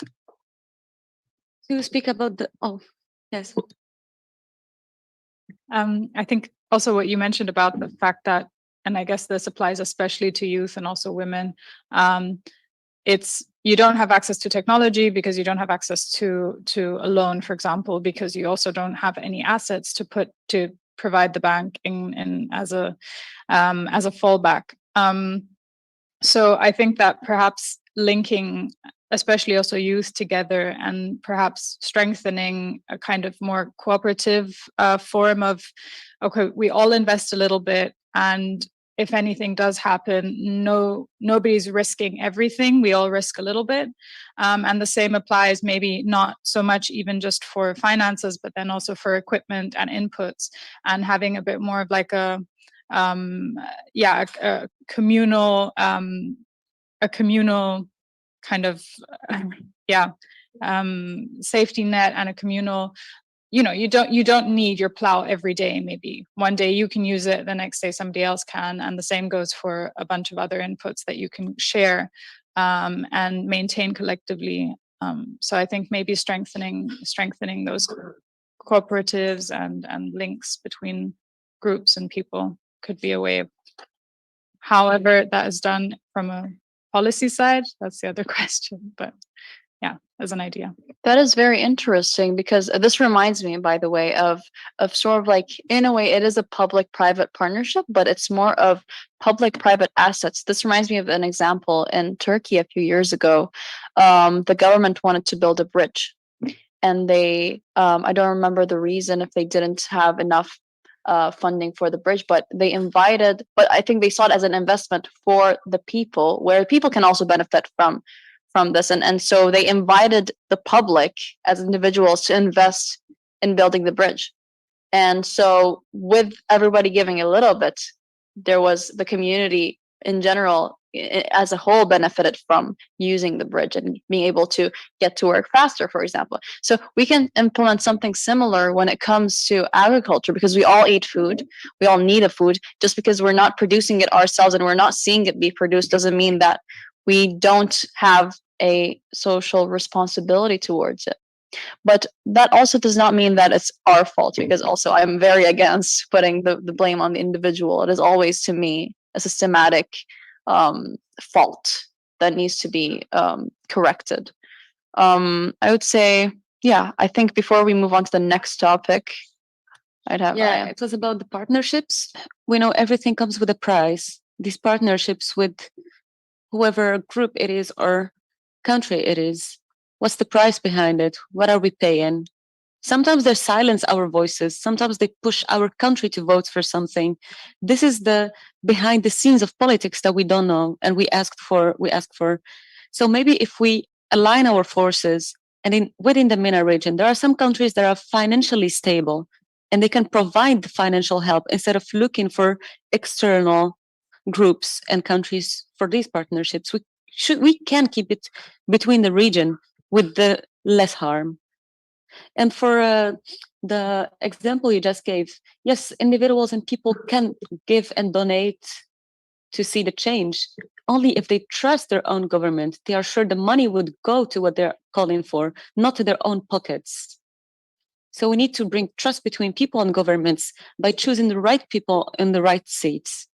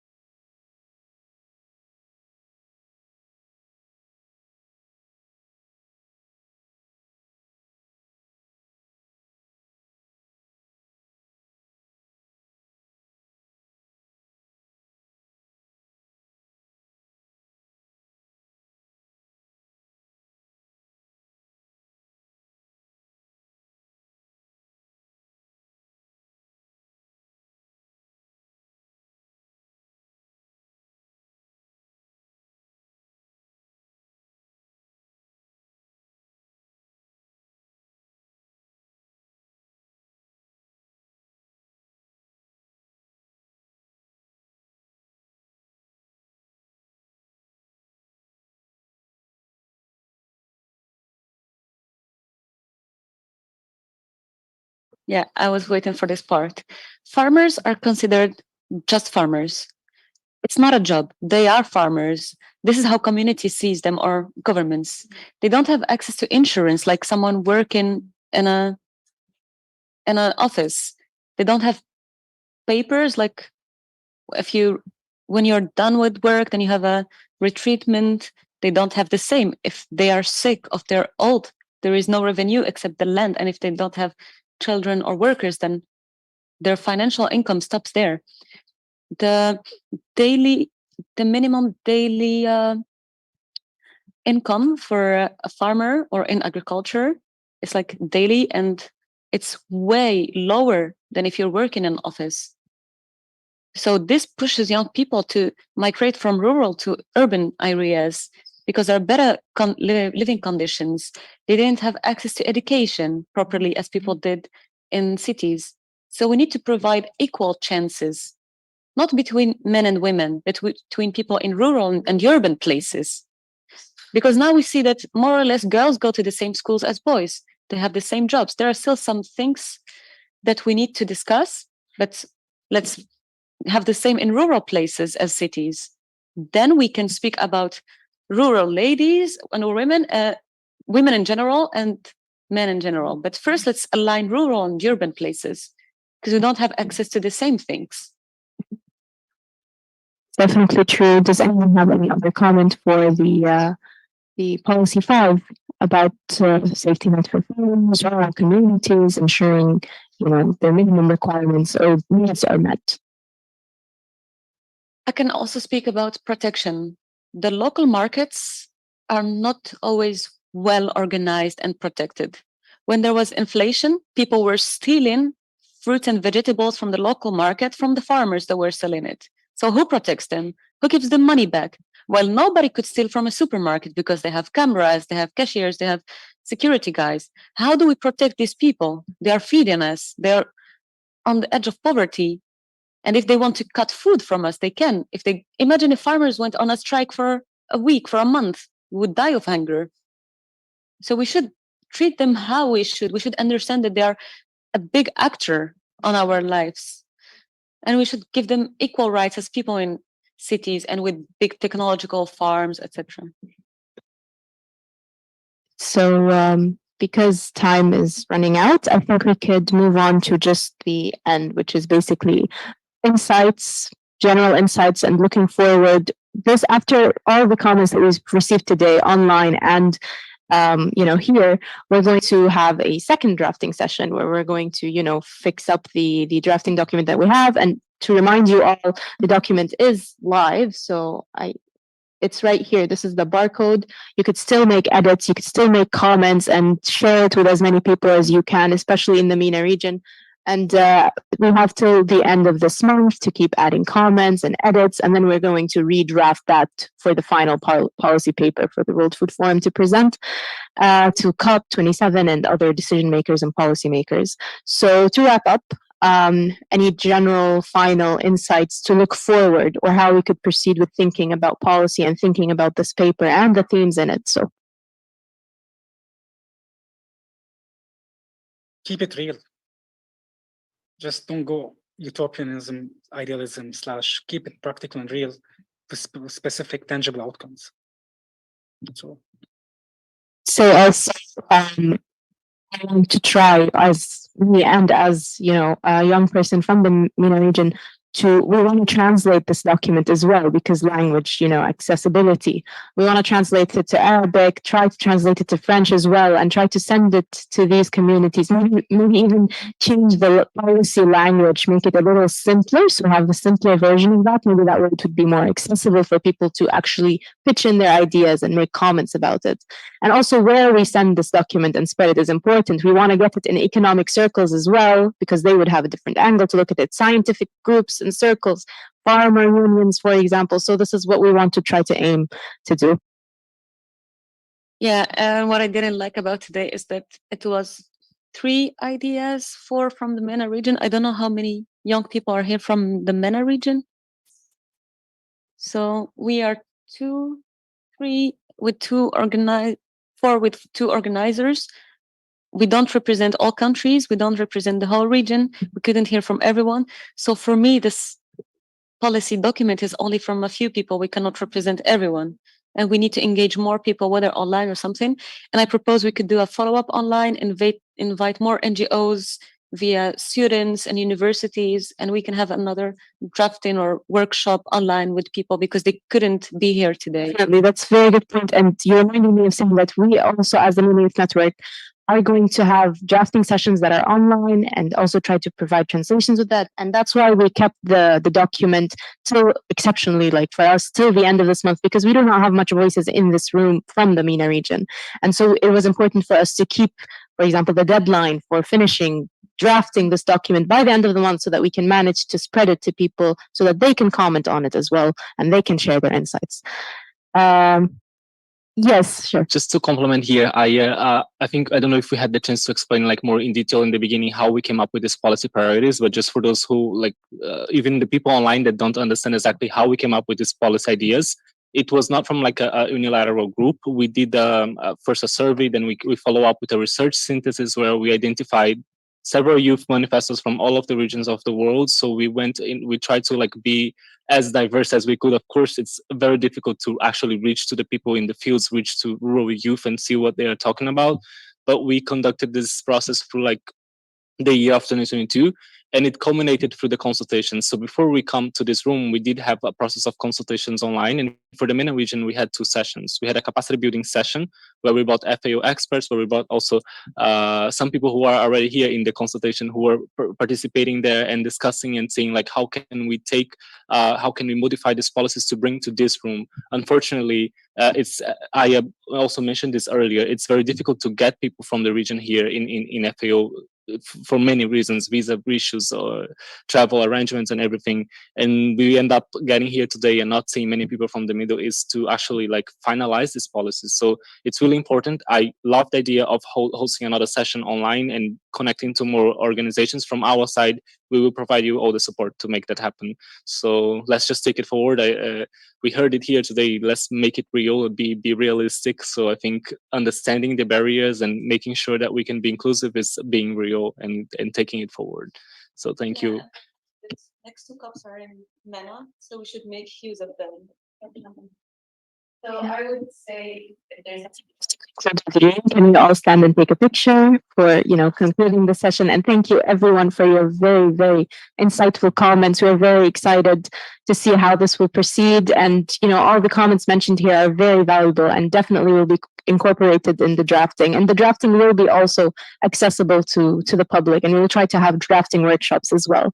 So thank you so much. And please, let's take a picture together for our Instagram. As an ending point, yes, we aren't that many, but the ideas that every single person has contributed are so valuable and so valid, and each one of you has brought a new angle to this conversation. So thank you all for being active participants here. Thank you very much.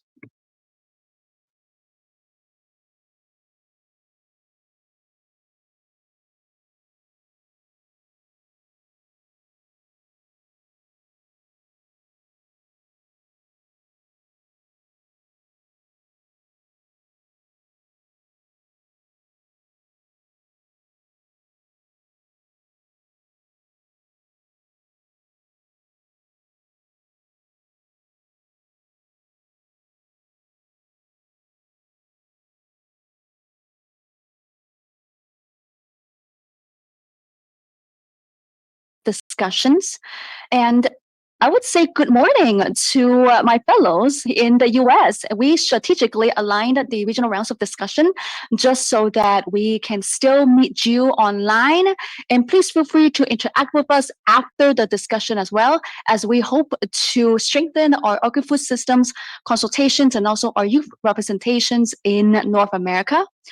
We specifically focus on 3 countries: US, Canada, and Mexico. But of course, we actually expand this to the international levels where we have a team of very supportive international and global team members and colleagues here who are also youth and young adults. They are also here to give us perspectives and advices, consultations on how to move forward in strategically aligning the North America regional rounds of the consultations, as well as the agri-food systems and the strategies that we have leading up to the global perspectives that we have in the implementation of the agri-food systems, and how to strengthening it and also enhancing it.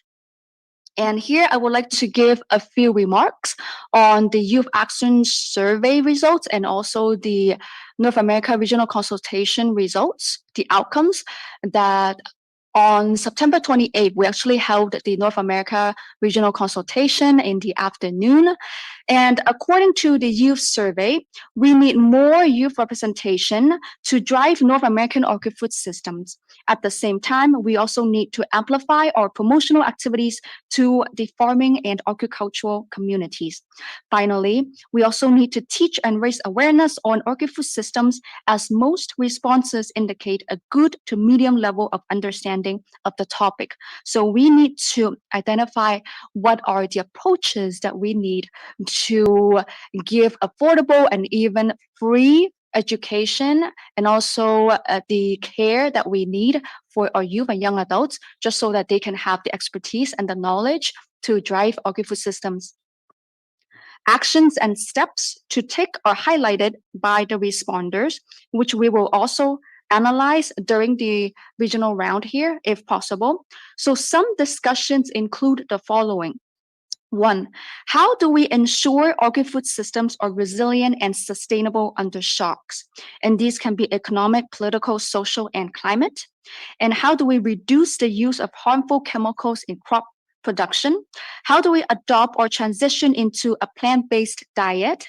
And what are the benefits and challenges of doing so? How do we integrate urban visions and rural perspectives to promote sustainable agri-food systems? How do we ensure youth participation and representation at the decision-making tables in agriculture and the food system increases? So these are some of the highlights for the youth action surveys.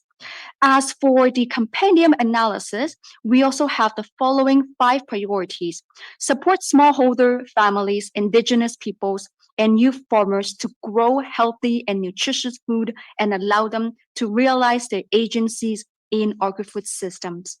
Identify new or scale up existing, inclusive, and sustainable technologies that are accessible to all to improve transparency, information sharing, and engagement in the agri-food sector. Invest in resilient and nature positive agri-food systems through the application of innovative approaches for sustainable agriculture and food systems, prioritizing soil health, clean water, and biodiversity. Ensure inclusive, healthy, and sustainable feeding programs at schools, nurseries, and colleges, which are procured from local producers and provide food education. Stimulate and encourage the creation of inclusive local markets and local distribution systems. And during the North America Regional Consultation, we started with a foreword by the UN Youth Observer, Ms. Hemaja. Then we went into panel discussions. The topics included soil fertility and regenerative agriculture by Dr. Dinesh Pandey, and agronomy and entomology by Marie Dalia Lamontagne. And then the panel, session number 3 is on nutrition and food security by Alexandria Sedlak. Panel discussion 4 is on sustainable development and civil and environmental engineering by Brooke Thompson. And we also have panel discussions by the young farmers and entrepreneurs on food and agriculture. And these speakers include Carly Rumpel, Elena Militer-Quilly, and Lotana Obodozi. And then we also ended up with a participant circle so that the participants can interact with the speakers. So these are some of the highlights for the youth action surveys, as well as the consultation results. And just before we delve into the regional rounds here, we would like to give a few of the code of conducts. And so as you can see, this is actually a safe space for youth in agri-food systems advocacy. Our discussions are based on inclusivity, diversity, and respect of all persons. The use of inappropriate and insensitive language is strongly prohibited. Be conscious of the time limit of the session. Try to be concise with your interventions. That way, all participants get the chance to speak. We actually have a pretty cozy group of participants here in person. And so I think that with the time limit, we can actually be very conscious about it without having to limit each other on when to speak, how to speak, and also how much to speak or how much time to actually allocate to each question. But if we do need to, we will intervene. And please excuse me in advance if I do need to actually intervene during your conversation. And here we would like to actually start with a video.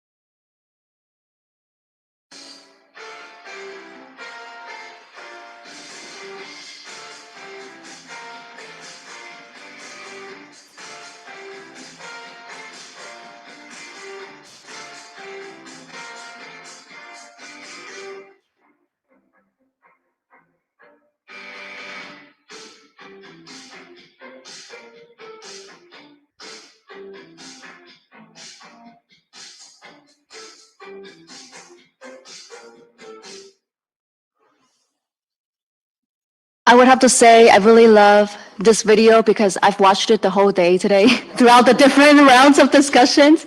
I don't mind watching it again. So tomorrow we have 2 more rounds. That's on Europe and Central Asia, and then also on Latin America and the Caribbean.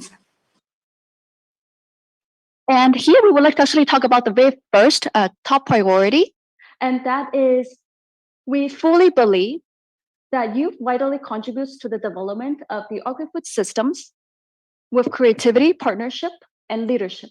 We need to strengthen knowledge sharing, education, and access to agri-food systems. Furthermore, we must support young farmers, ecopreneurs, entrepreneurs, and aspiring leaders with finance and experience.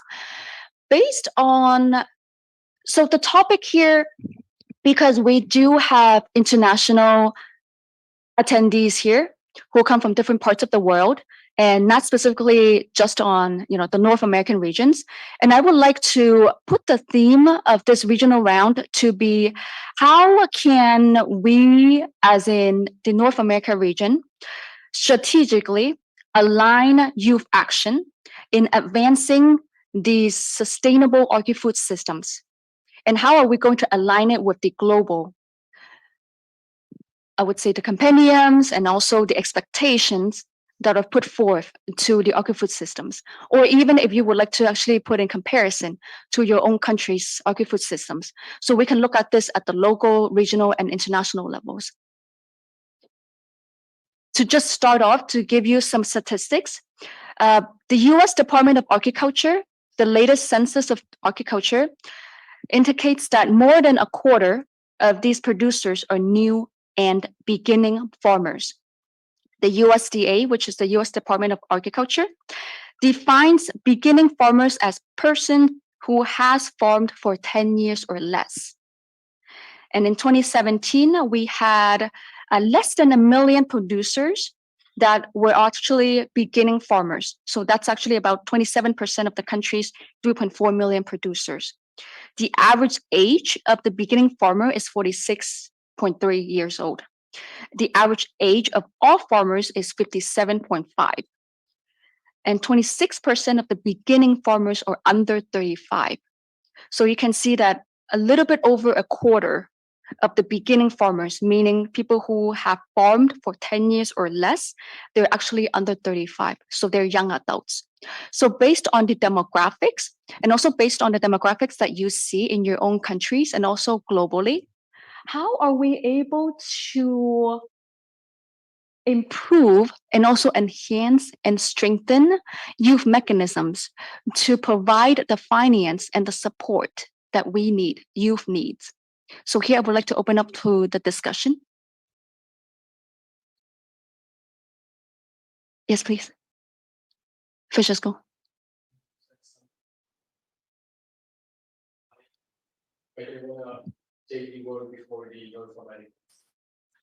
Oh, yes, because we have our participants joining online from AirMeet. So what we can do is at the end of the session, I do have a Jamboard. So I do hope that they can actually contribute through the Jamboard and we can actually follow with them. Yes, but please feel free. Okay, Thank you. thank you a lot, Jessica. Just a point, maybe, like, which is worth reflecting upon, like finance, experience, and then there is also another issue which is often not talked about: reputation.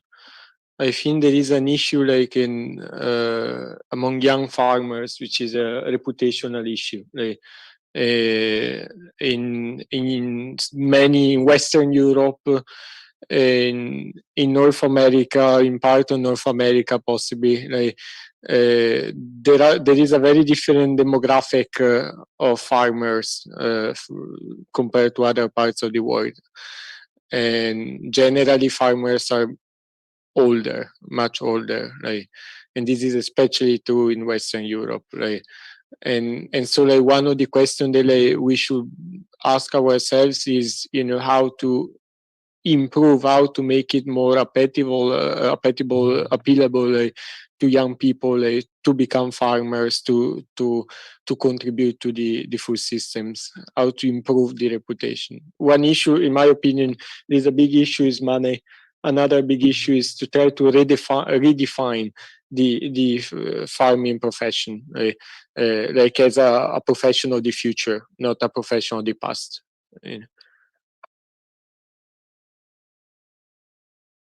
I actually very much agree that what's happening in Europe is actually what we see in the US, meaning that we are actually seeing an aging farming industry. And so that's why we recognize that youth are the future and we are the present leaders, because we are the ones that will carry out the policies and also the implementation to a sustainable agri-food system. And when we talk about agri-food systems, we're talking about from production to consumption, the whole entire process, including how we promote and also how we engage with the different stakeholders. So the whole entire system is so vast. That's why we need youth to have the knowledge, to have the knowledge sharing, and to also be actively engaged. But according to the NPR report, the survey that's actually released by the National Young Farmers Coalition showed that 59% of the young farmers in the US found that buying affordable land is very or extremely challenging. So here we are seeing an aging farming industry. Then we are also seeing the issue of affordability and land use and also land rights and also land sovereignty.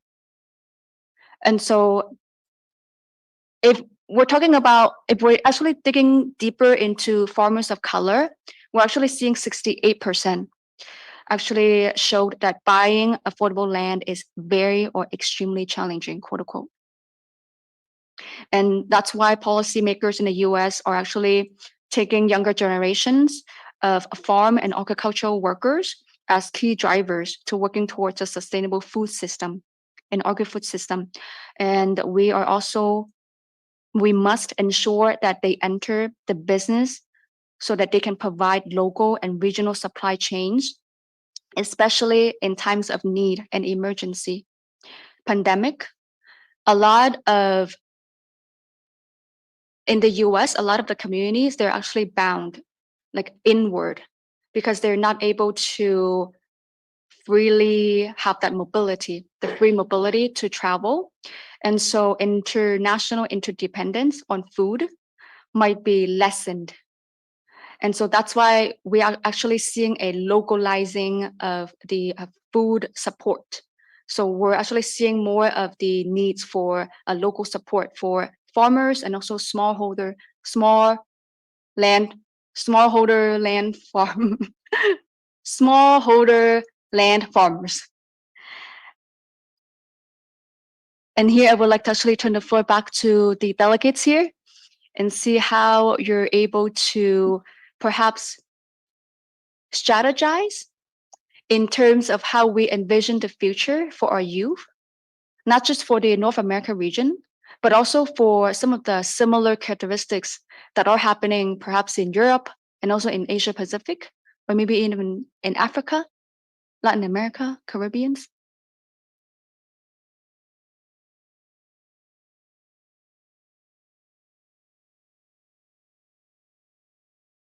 Yes, please. So I have a general question. Does anyone in here either own a farm or have a friend that owns a farm or a family member that owns a farm?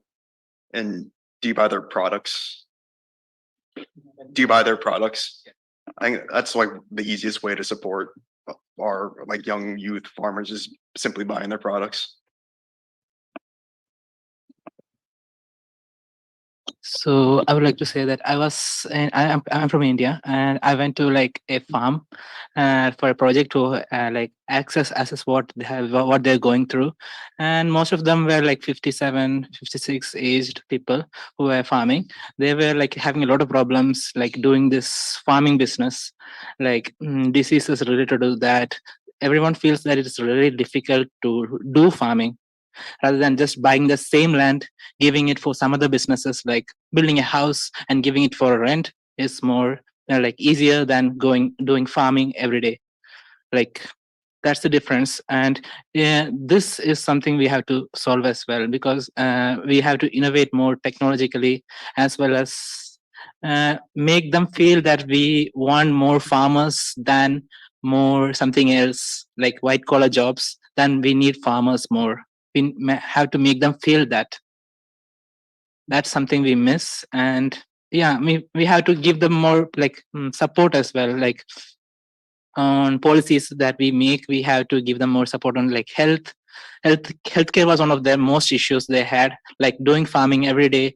They had leg pains, stuff related like that. This is related to occupation. Professional diseases was one of the case, and also the issue with crop failures. There's a lot of risk on the farming as well. So if I have the same land, then I like give it for like build a house, give it for rent. I don't have to worry for me in the future. So which one do you guys will choose? Of course, you guys go for the second option: buy a land, build a house. Don't go for farming. So we need something more to help and like more policies for these people. Thank you. Thank you. And yes, Sobiemi? Okay, I mean, just to talk briefly more on what he mentioned about buying products from our friends and families that are into agriculture, and as one of the ways to support them. I think in the context of Africa, one of the major challenges we have when it comes to youth engagement in agriculture is the market access, right? Especially if you are practicing the organic farming or agroecology. I mean, these are sustainable approaches to doing food and farming that respect the environment and our health too. But the fact there is doing farming this way is actually costly, more costlier than the conventional farming approaches, because you want to go for organic produce. If you go in organic farming or agroecology, you get to use organic stuff, fertilizer, biopesticides, and all these are actually costly.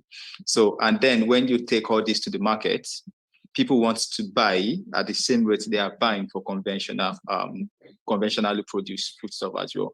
So that's sort of drawing young people back from engaging in this type of agriculture. So like he mentioned, supporting them buying their produce, creating that market access for them can really help motivate young people to go into agriculture, really. Yeah. Yes, thank you so much, Obiemi. Yes, thank you. Okay, yes, and then you can go after. Yeah, thank you everyone for your comments. I want to talk about another aspect to encourage youth to pursue farming or in terms of technology. So I know a lot of my friends who are working in the field of robotics to automate farm mechanization. So there are a lot of good universities in the United States, for example, Pennsylvania State University, Purdue University, University of Wisconsin-Madison, and some other universities in the Midwest. They have a lot of projects and funding related to, for example, automatic apple pruning. So they're building a robotic arm to automatically prune apples and segregate them based on the type, based on their freshness. So even though especially when I think of farming, it's all about going and plowing the land. It's much more than just sowing the seeds and harvesting it. There can be many auxiliary functions that youth can undertake in terms of maybe programming the equipment to help increase efficiency and reduce time for pruning apples, maybe, and then building dashboards for helping farmers connect with suppliers. So in the University of California, Irvine, there is an initiative which a few of my friends have created where they've built dashboards regarding availability of food products in the nearby farmers market, and they're marketing it in their social media handles and collaborating with the entrepreneurship center to promote these farmers markets so that the sales of those farmers go up and the profits increase. And in this way, what happens is you're creating this sense of community and also helping youth understand the importance of these issues or what challenges they face while taking the farmers' opinions into account. So it's a broad aspect. And one thing that I'd like to focus on is thinking about how technology can help farmers and help build this community. Thank you, Nitish. And Vadim? Thanks a lot. I wanted to raise a question an issue, in fact, that is pertinent not only for North America or Europe, but also for Russia, for instance, and it concerns the Arctic zone. And it's, in fact, something that unites both North America, Eurasia on the whole. Agri-food systems there is not a means of making a business. It's a means of surviving on the land, just because when you are indigenous communities, you live in remote areas up there in the north, and the only thing that sustains your welfare is the agri-food system that you are cultivating, including reindeer, for instance. And nowadays, what is happening, and this is a reference to what Francesco said about aging farming as a phenomenon, is that many young people leave the indigenous communities and go elsewhere just because they want education, they want something that brings more revenue, and then this type of knowledge for agri-food systems in the north is not transmitted to future generations, which means that communities that remain on the ground up there, while also aging, they have no one to take care of the agri-food system that sustains their lives, in fact. And also, on many occasions, it's very relevant for the Russian and the Canadian North, which is very vast. There is no outside supply of food. They may leave for like 9 months all alone on an island. So I have no solutions for that. But this is an issue that is relevant for the entire Arctic region. And if this could be considered in future editions of your work within North America, for instance, or as an Arctic cross-regional working group, that could make much sense because communities do struggle with that. And apparently, I cannot name a solution that has been put into action. Yes, and Vadim, I just want to thank you so much for bringing up that point, because when when indigenous peoples and also people who live in the communities, when their land is not fertile enough for farming, for production, then they would have to rely on exports or even moving out. And that's why you see there's a phenomenon, like a global phenomenon of youth and also of people living in countrysides, rural areas. They move out and then they move into city and also urban areas. So there's a vacuum. When I was in Mérida, Yucatan, in Mexico, earlier this month, this year, around in July, I noticed that the town, it's actually a city, but the farming industry, you won't see a lot of people actually farming anymore. And then there are a lot of empty houses. They're like mansions. And so you see this not only happens in Mexico, but also it happens in Asia Pacific regions. And then also in the US, we see more people moving out of the urban areas and into the cities. That's why you see cities, they're so crammed and then they're so congested because there might be higher wages and there might be better jobs. And so that's why I would like to thank one of our colleagues here for mentioning that we need to reimagine the agri-food systems and try to make it more incentivizing and rethinking it that it's not only about plowing and also seeding the plants, but also we can actually become engineers in the agri-food systems. And just for mentioning the Arctic circles and also Canada actually has a very supportive youth mechanism, meaning that the federal commercial corporations, for example, they support rural and young adults, and then they also support education, especially in the food education, in the agri-food system education. They take youth and young farmers as the future of Canada's agricultural and agri-food systems. And there are a lot of programs that actually help young producers and providers. For example, there's the Agri Diversity Program. So in the region, Canada, US, and Mexico, you will see that even though we're like so close to each other, how we approach the agri-food systems is very different because of our characteristics and also based on the community's needs. This is why it's very challenging in terms of coming up with one shared vision to align all three countries into a plan or even into an implementation or an initiative that works for all three countries. So that's why we are very glad to have all of us here, including our international supporters like you yourself and also like Natish and also Opeyemi and also many of our colleagues here and also Goku. And may I know your name? Azir, yes. And I am actually very honored to be here with all of you so that we can actually look deeper into this perspective. This is only the beginning of the conversation, but I'm sure that when we actually go deeper and deeper, we're able to add on to the national agenda or even to the international agenda. Yes, please.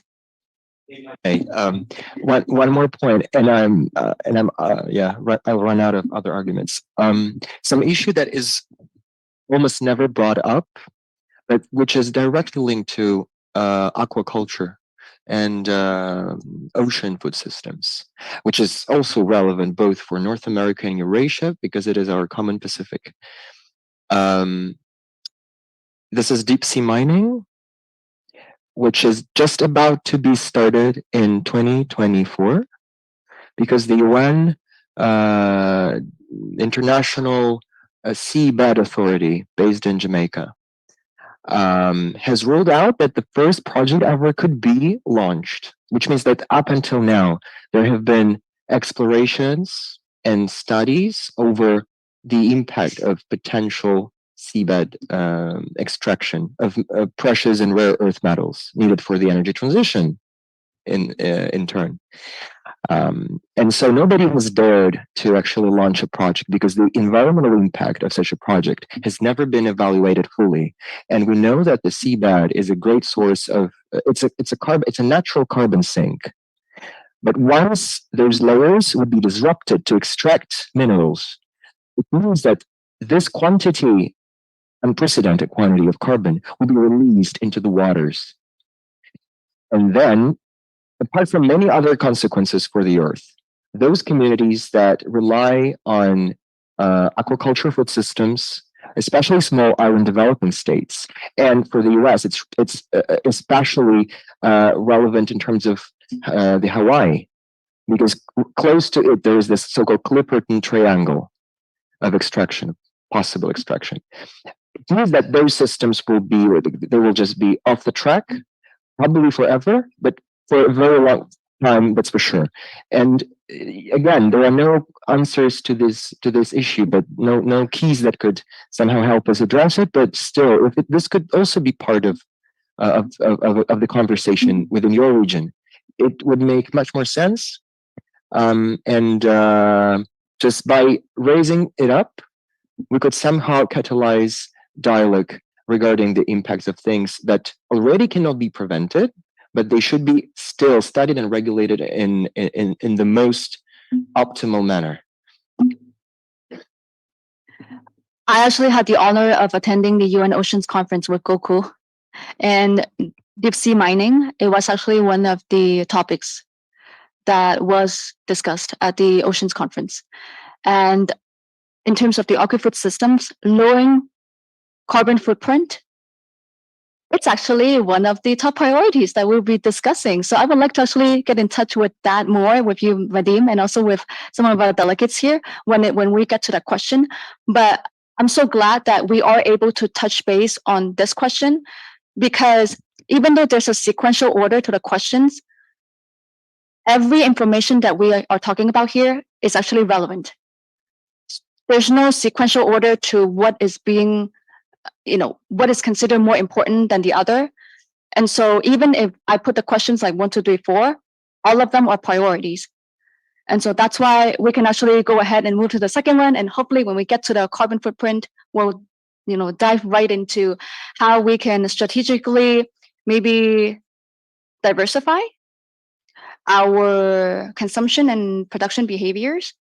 But at the same time, we also have to be mindful of taking climate actions on preserving and also conserving our environment, especially on the topic of deep sea mining, and also how to lower carbon footprint.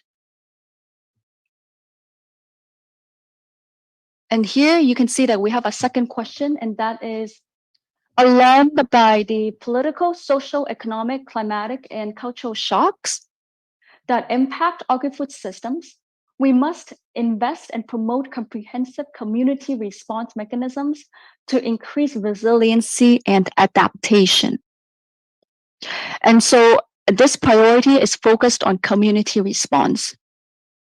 How are we able to promote the well-being of plants, humans, and also animals while we live in an ever-changing environment that we are constantly being faced by impacts by natural hazards. Some of them are very large in scale that result in large casualties, which may very well impact the sustainability of the agri-food systems. Just in the US alone, we have hurricanes, earthquakes, wildfires, forest fires, and also tornadoes, snowstorms. I'm sure that this happens in other regions as well. So I would very much like to turn the floor back to our delegates here.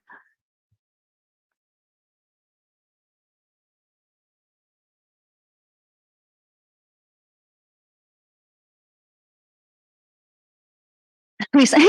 Yeah. So, like you mentioned, this is actually something that is also a reality in the African context as well, especially with the lingering impacts of climate change and, of course, the cross-cutting nature and the backdrops as well. So, for one, what we are seeing right now is the late onset of rainfall. I think we were talking about this just some minutes back.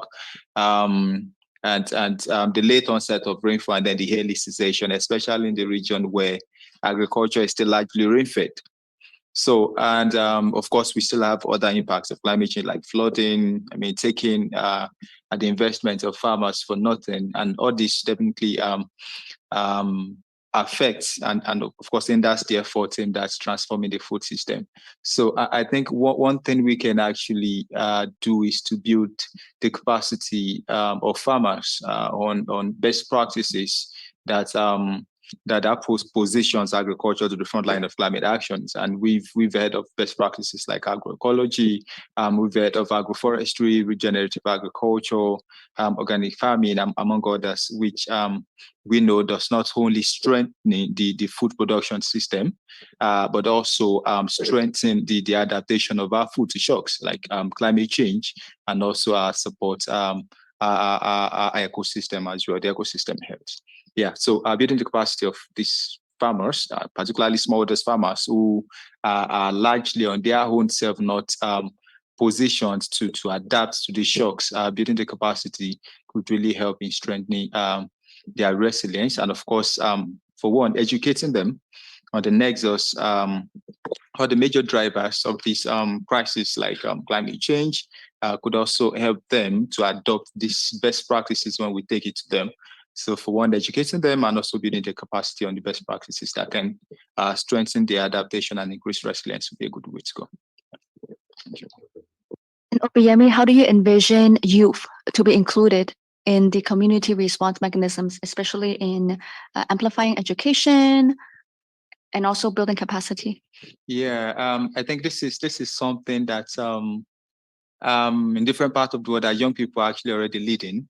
Yeah, that's one of the initiatives that young people are already leading. For one, personally myself, I founded a youth-led non-governmental organization, Youth in Agroecology and Restoration Network, and basically to strengthen the adaptation of young people engaged in food system, as well as smallholders to adapt to shocks and become resilient to this crisis that we're seeing. So currently, young people are actually leading it for other young people.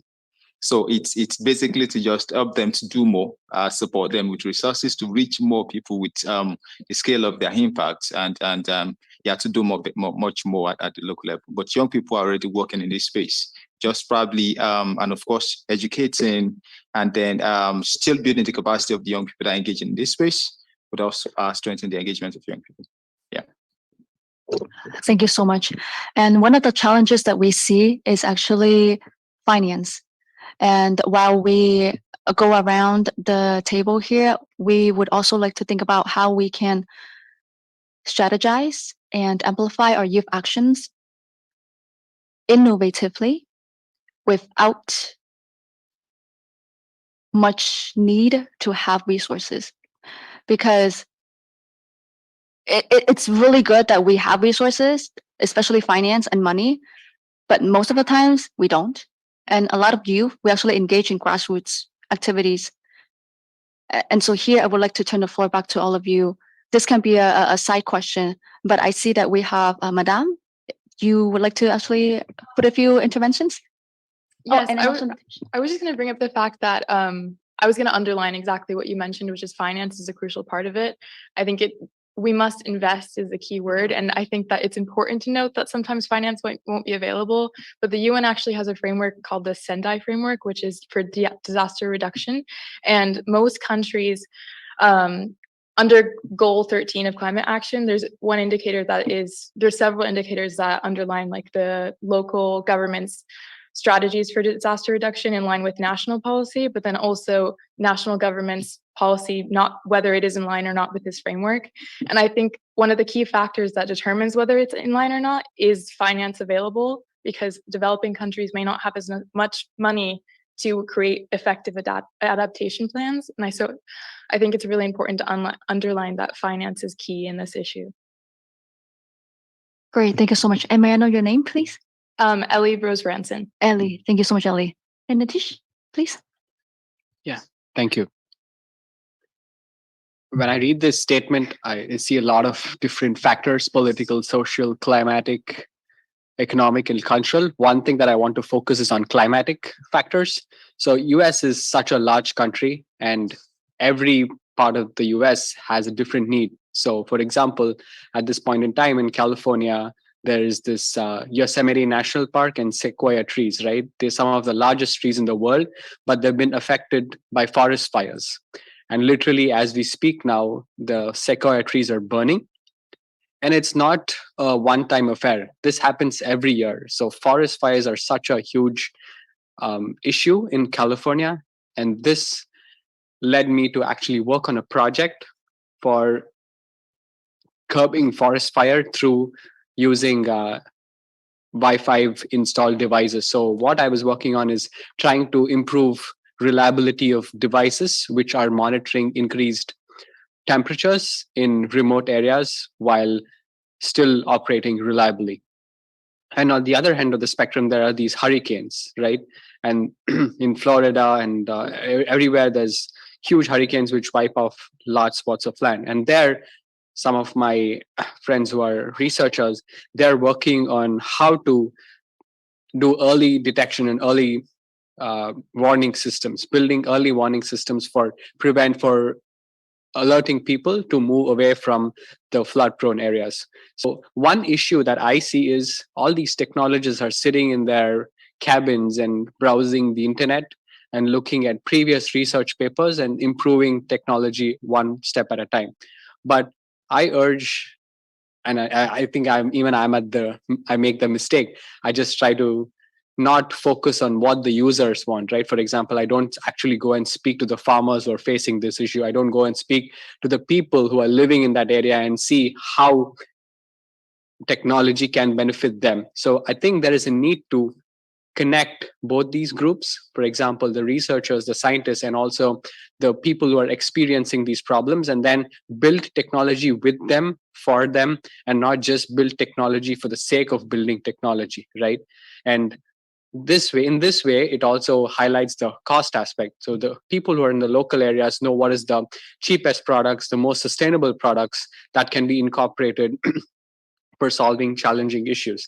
Otherwise, it's just some NSF grant or some huge grant which is given, and then you're just working on building technology which might not see real world applications or may not be practically feasible in that local region.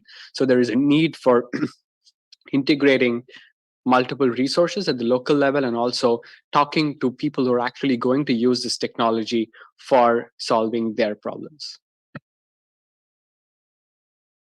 Thank you, Nitish, and also Azir, and then also Michelle. Yes, thank you.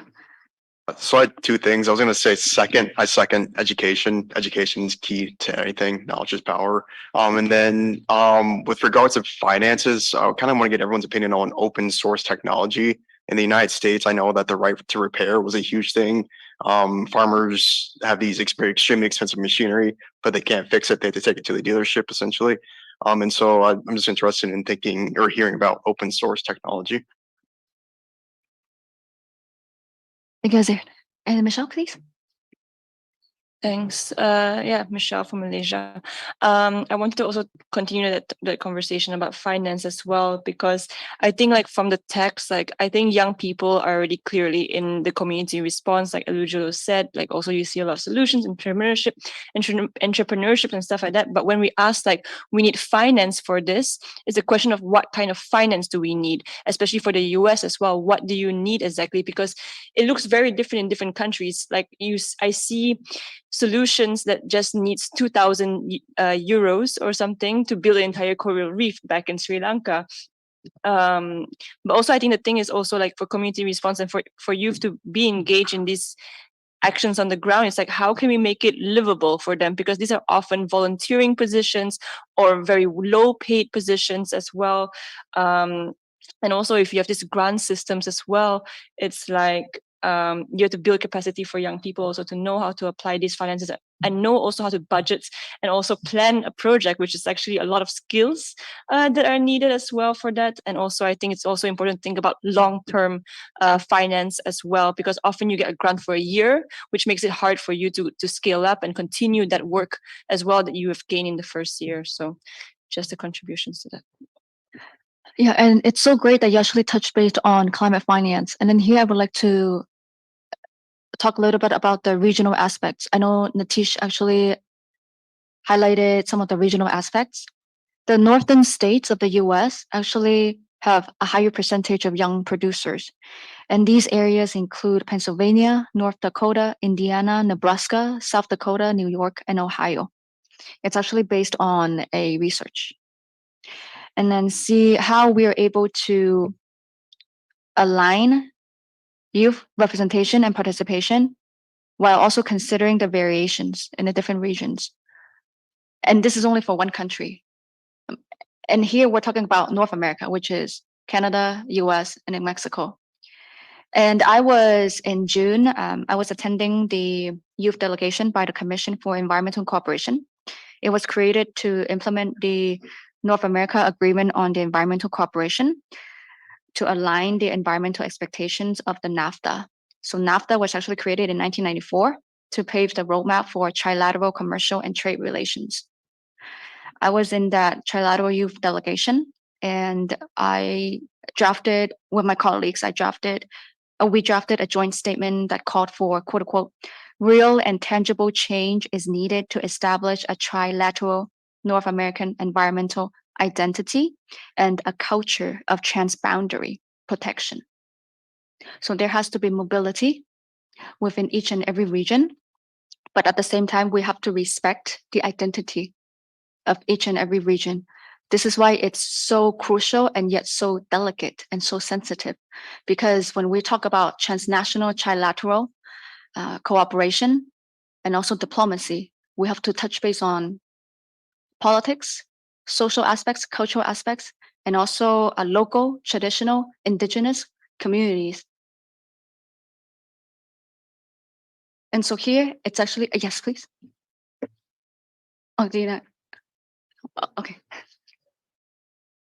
So I like to add something like from Indian side as well. So maybe we can like make something like combine all these ideas together, like for the first one as well. Like if we have something like a robot, as he was saying that like robotics can be good use for this like technology.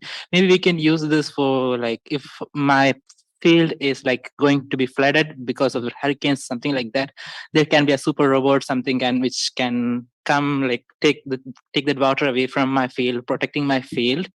And if we could implement something like that and also include this farmers to like making these things work, like farmers itself, like giving them education on how to build this stuff, and these two key important things can work together, really like changing the social status of the farmer itself, like young people coming to this farming field because they are getting education about something, because mostly in India farmers are considered as not educated, or they doesn't need any education. So they don't like if I study something, I will like go for the white collar job, not go for farming, because I will say that I'm educated. So if this can be like combining these two ideas together, giving education to the farmers and asking them to build stuff like this is something we could like scale up and also like change destroy two of these problems as well at the same time. Yeah, that's it. Thank you, Koku, for re-emphasizing the importance of education, especially to farmers. And here we would like to actually, oh, yes, please, Nadim, and then Francesco. We've touched upon the question of technological like innovation and how to make sure that it reaches farmers. But I would go like up to a higher level. At climate change negotiations, there is such a thing on the agenda called technology transfer. But in most cases, if you look at what countries are actually discussing while touching upon that, the thing is like the core, the gist of it all is about technology transfer for mitigation. But in terms of agriculture, in terms of agri-food systems, it's not mitigation that we need as of now, but it's mostly adaptation. And here we like we kind of find ourselves in a double trap. First, when there are negotiations on technology transfer, it's only about mitigation, and second, it's mostly about decarbonizing industries, such as extraction industries, such as any sort of raw materials or machinery industries, but then agriculture is never there when it comes to technology transfer. So just reflecting upon that, maybe as young people, we could advocate for considering agriculture adaptation within the technology transfer agenda, because without that, we're missing on a very huge part of things. And if we think that decarbonization and adaptation to climate change consequences could take place only in the hard to abate sectors, we are far from reality. Thank you, Vadim. And also including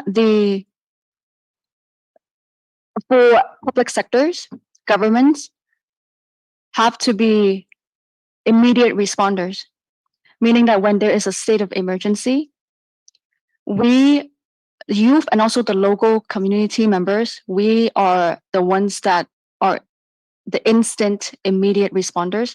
But at the same time, governments should also be the immediate responders, meaning if there is a wildfire happening, then there should be an immediate state of emergency declared. In California, we actually declared a couple of the state of emergencies when there are wildfires and forest fires. And there has to be a partnership between public sectors and private sectors, and then also with the different civil society organizations, along with youth. So we can be the driving force, and we will work together. Thank you, Vadim. And Francesco? I mean, I'm a bit struggling because we touch upon many points, and I first I wanted to comment on something, then now I think that we are onto something else. Let me start like from the last point made by Vadim, and then try to go back. Point made by Vadim like on adaptation, agriculture and adaptation. If I'm not wrong, I think like they will be on the same day this year on the COP27 agenda. So like that's interesting because it's an approach. It means that like, there is a awareness of how these are interlinked.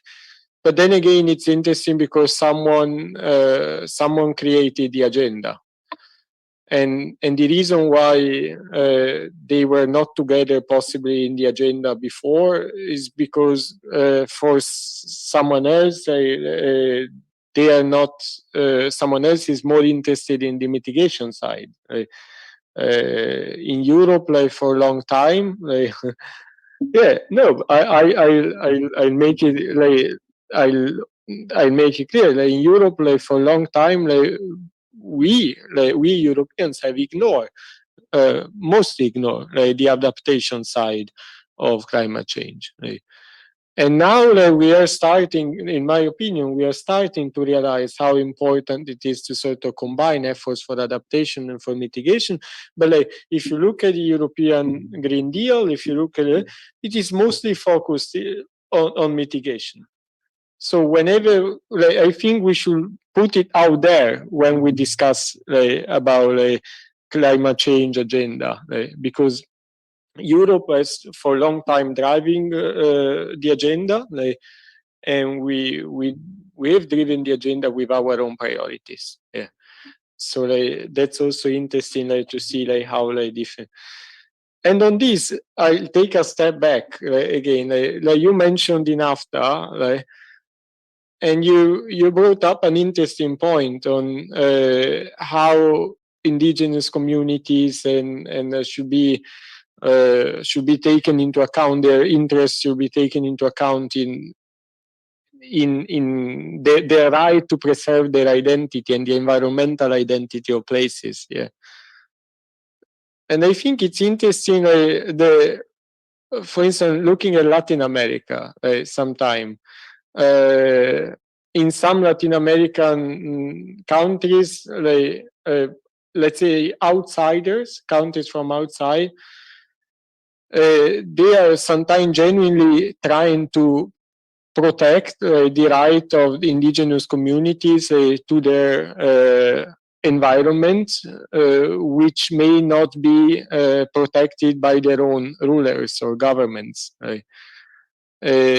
So also here we have a very, I think, a very difficult balance. That is basically like how much can outsiders say about what should be done like in other countries. In the European Union now there is a discussion about including sustainability standards in every in trade deals. Okay, and I think if we look at it from a global perspective, we all want trade to be more sustainable. Okay, but then if you look at it from a identity sovereignty perspective, like who are we like to set like the standards about what's sustainable like for Latin America or for other parts of the world. Okay. So I think these other, I would say, macro team is who set the standards. Right? And that's why we work together with policymakers and we sit at the decision-making tables. Yes, please. A quick addition to what Francesco said about who defines sustainability standards. There is such a thing in our capitalist world called premium markets. A premium market is the one that brings you most revenue and is attractive to most companies or individual farmers if we talk about agri-food systems. For instance, that's how it went with organic products. And FAO has done some job on organic farming, but unfortunately, I've checked that before. I had checked that before coming here. The portal, the web portal on organic farming is not active anymore. Like it's very old-fashioned. But still, I hope that this will be brought up again in the work of the institution. But still, it's not my point. Organic farming is an opportunity for local producers in many parts of the world, depending on what type of nutrition your soils are most exposed to be producing. It is a great gateway to start to set up your own deal and start exporting that abroad. And then sustainability standards come into play. You have the premium markets where people's awareness, just like this driver, I would like to outline it. It's not even about revenue that much. Where people's awareness of the benefits of having organic food, like awareness, consciousness of that, is just higher than in other parts of the globe. And that's how North America and Europe ended up being trendsetters in terms of, not in terms of producing organic food, but in terms of setting the standards for organic food. This is quite interesting. It's like those two regions, North America and Europe, by Europe, I mean the EU, they are not producing most organic food in the world, but they are importing most organic food in the world, which means that they, and people want to buy it, which means that they set standards for an industry that is, I wouldn't say, well, it's the idea of this is as old as the world, but the way it is commercialized, it's a new approach. And so this novel type of exports and imports, organic food, organic agriculture, has not been regulated yet, which means that there is this vacuum. And so the premium markets do the job instead of a multilateral action. So you end up following the premium markets' will and whim. And I think that if we consider how this mechanism works worldwide, we'll see that actually this creates a lot of barriers. I'm not talking about phytosanitary measures because these are essential. You cannot import something which is hazardous. But it creates a very high level income, a very high barrier for market access. That's what I mean. Which means that it does not remain a driver for this sort of industry, organic farming worldwide. It sets up a very clear and big barrier for small households producing that organic thing. So this is an issue as well.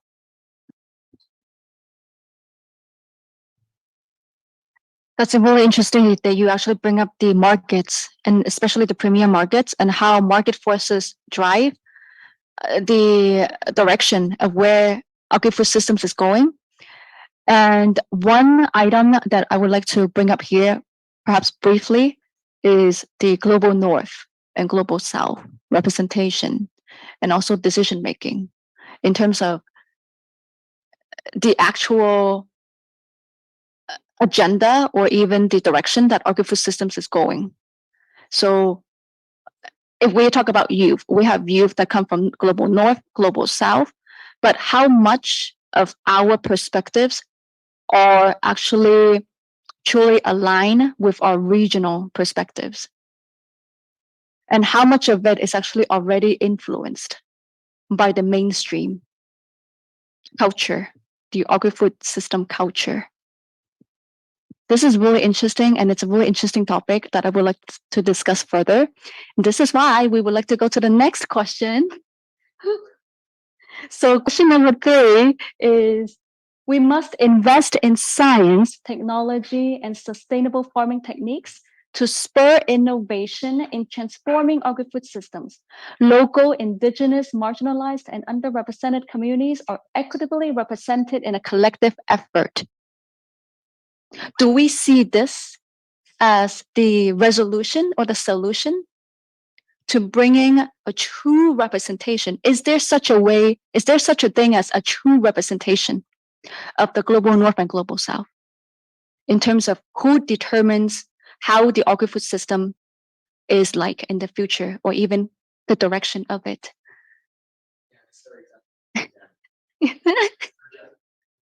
Okay.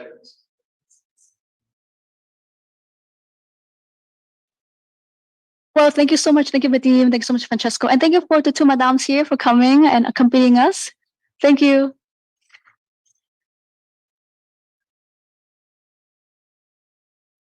Okay. Yes.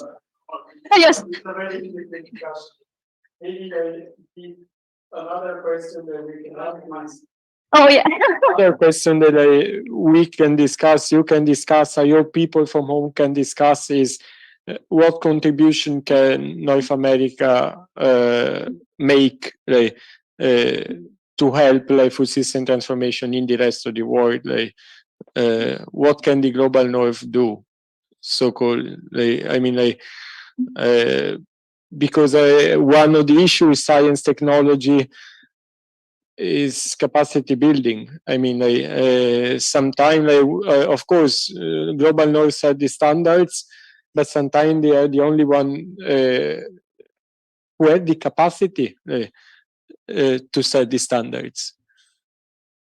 I work on food safety, like in my other life, in my normal life, and I do see like an interest in many countries also in the global, like in the so-called global south, in learning more about risk assessment, learning more about it, because then they understand how standards are made and they are able to set their standards. So that I'm very sorry that I have to leave. I apologize for that, but I thank you again for the discussion. We appreciate you and also all the delegates here for coming. Thank you so much. Thank you.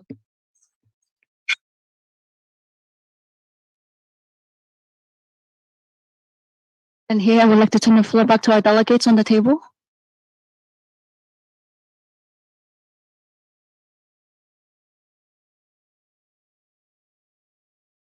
I'm pretty sure we talk about global north, global south representation a lot. And here we're talking about the entire agri-food systems. Yeah, probably give it a start again. The question is if this can represent the global perspectives of stakeholders inclusion, right? Or what's the question again? Sorry. The question is following up on Vadim and also on Francesco's the direction of where the question is going is who determines where agri-food systems is going and the direction of it. Yeah, I think largely it has to be both the farmers, the producers, let me put it like that, as well as the consumers. Of course, inclusive. Mostly we like to call it farmers and cities, where farmers is inclusive of everyone engaged in the food system space, from smallholders to large scale farmers to family farmers and others.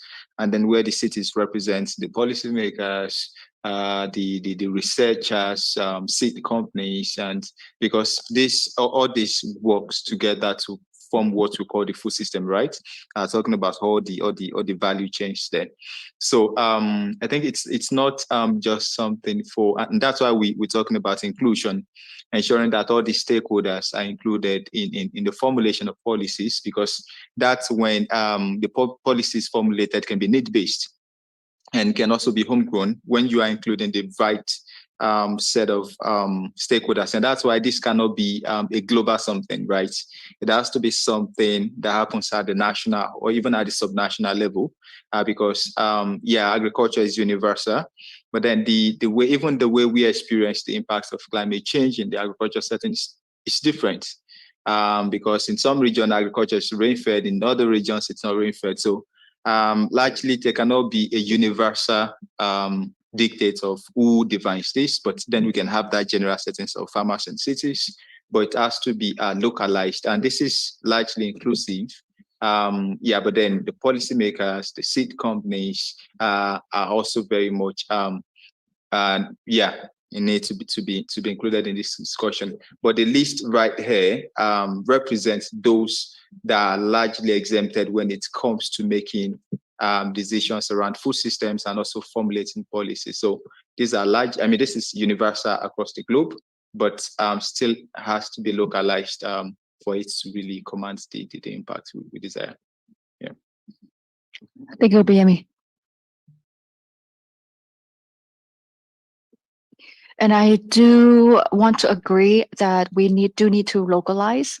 The reason is because different political systems and also different governance structures may see very different in approach and then also the weight of representation. So if you, for example, if you come from a community that is very much civically engaged and places a lot of emphasis on civic engagement, on community response, and also at the grassroots level, then their demands and their asks will be taken up highly. They will be valued highly. But if you come from a community where it's not so transparent and decision making is very unilateral, then the decision making that is made or the perspectives that are made at the grassroots level may not even go up to the level to even like be seen by the decision makers, the one who actually have the resources and the one who actually makes like the yes or no. One aspect that I would like to bring is lobbyists and also interest groups. Besides the farmers, the youth, and public sector, private sector, businesses, civil society organizations, we also have interest groups and lobbyists. Those are the groups and people that can influence directly or even indirectly decision making, whether the bill is being passed, how supportive they are of the bill, legislation, and even of a decision making, local, regional, national, and international levels.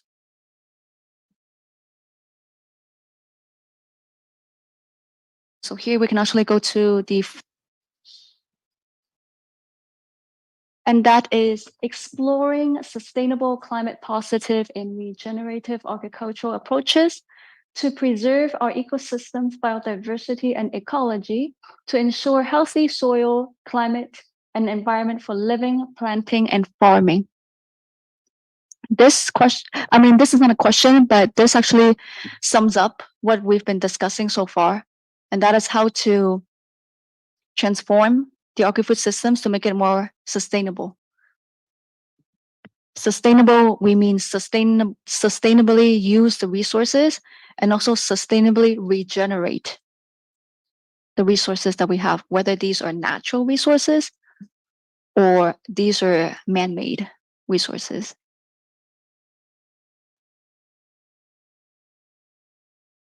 Do we have any more input to add on to this item here? Our discussions are very comprehensive, and we've been touching base on a lot of the different points. Yes. Yeah. Yeah, it's very inclusive. We can also take a look at the last one and see if we can somehow combine it. Aware of the benefits of plant-based diets and other dietary preferences that reduce the carbon footprint, we should promote the same while ensuring food security and sovereignty and maintaining nutrition. And the reason why I would like to put this as a top priority for the North America region is because the North America Regional Consultation was held on the same day as the White House Conference on Food, Nutrition, and Health. The priorities are pretty much in alignment, meaning that we are, whether this is World Food Forum or even nationally, we are going to ensure food security and nutritious meals, equitable access to nutritious meals to all, to maintain a healthy living and also a healthy diet. And one I would like to emphasize on diversifying production and also consumption behaviors. And these can be dietary preferences. So when I was at the UN Oceans Conference, I had the honor to meet the Director General, Qu Dongyu of FAO, the Director General of FAO. And we were talking about traceability, dietary preferences, and also aquaculture, as well as food systems, food security. And when we talk about transitioning into a plant-based diet, it may be difficult for some people because I can take myself as an example. I have been a vegetarian, a pescatarian, and then also, but now I have to add in more of the protein for health reasons. And for me to completely transition to an all plant-based diet is not that preferable for me based on health reasons. And so I do very much like to be mindful of the ecological and carbon footprint that I have and that I put based on the consumption behaviors that I choose. But at the same time, I also need to ensure that my well-being is ensured, is maintained, and also I am actually well balancing the nutritious values for the dietary preferences that I choose.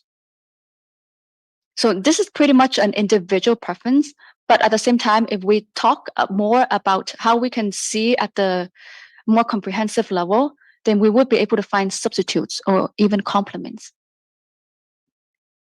Yes, please. Ellie. I think a big part of the awareness of benefits, especially I can talk from the US perspective. I'm Dominican American, but I was raised in the US. For nutritional standards, the education on nutrition is very limited and if not incorrect to science because of lobbyists. And so I think that like most Americans actually go over their minimum requirement of protein because of how much meat is in the diet. And so I think like a big point would just be to have actual science-based nutrition education in schools, because that's fundamental to being aware of the benefits of alternative diets. And like if schools actually implemented diets that were in line with culture but were plant-based, I think that would be a really interesting way. I think even in Miami-Dade County, they actually have a Meatless Monday program now across the entire county. And so I think that there are solutions to kind of incorporate them into education, but nutrition is a fundamental area that I think needs to be corrected out of its misinformation status into an actual like truth-based, science-based solution. Thank you so much, Ellie. Point well taken.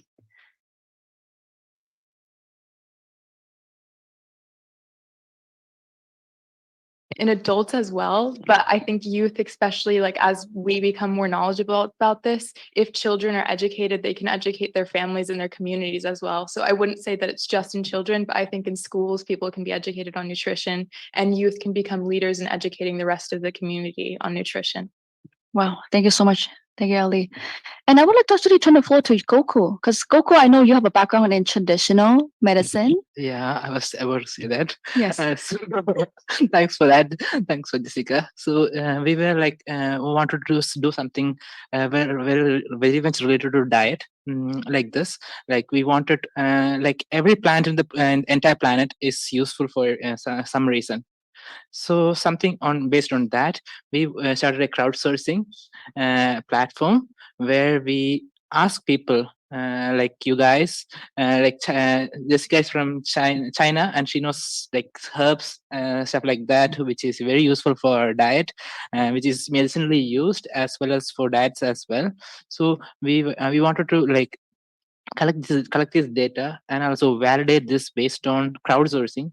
Like if Jessica is putting something like this plant is used for cough or something like that, and also it has a very good value for diet, like this is useful for some kind of thing, and she is posting this on the app, and you guys, someone who is here who knows that this data is true, can just mark that this is true. And this data is circulated around the app, so people who knows this can verify the data.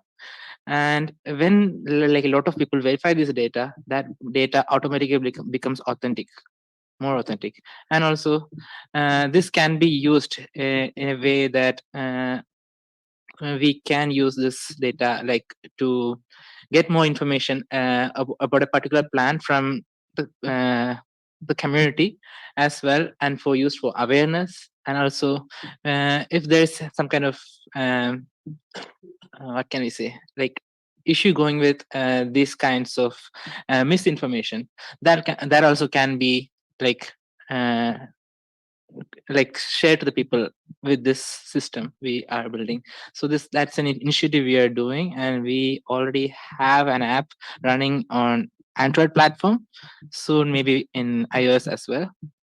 So that's what I would like to share, and yeah, that's it. I actually grew up with traditional medicines and also with local cuisines and traditional cuisines. A lot of our recipes, home recipes, they're very plant-based, and they're very natural diets and also natural recipes, meaning that we don't eat a lot of the processed food. And so traditional medicine is based on a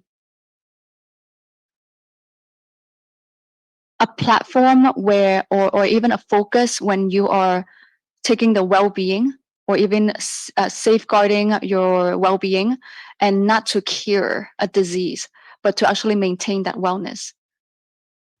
And so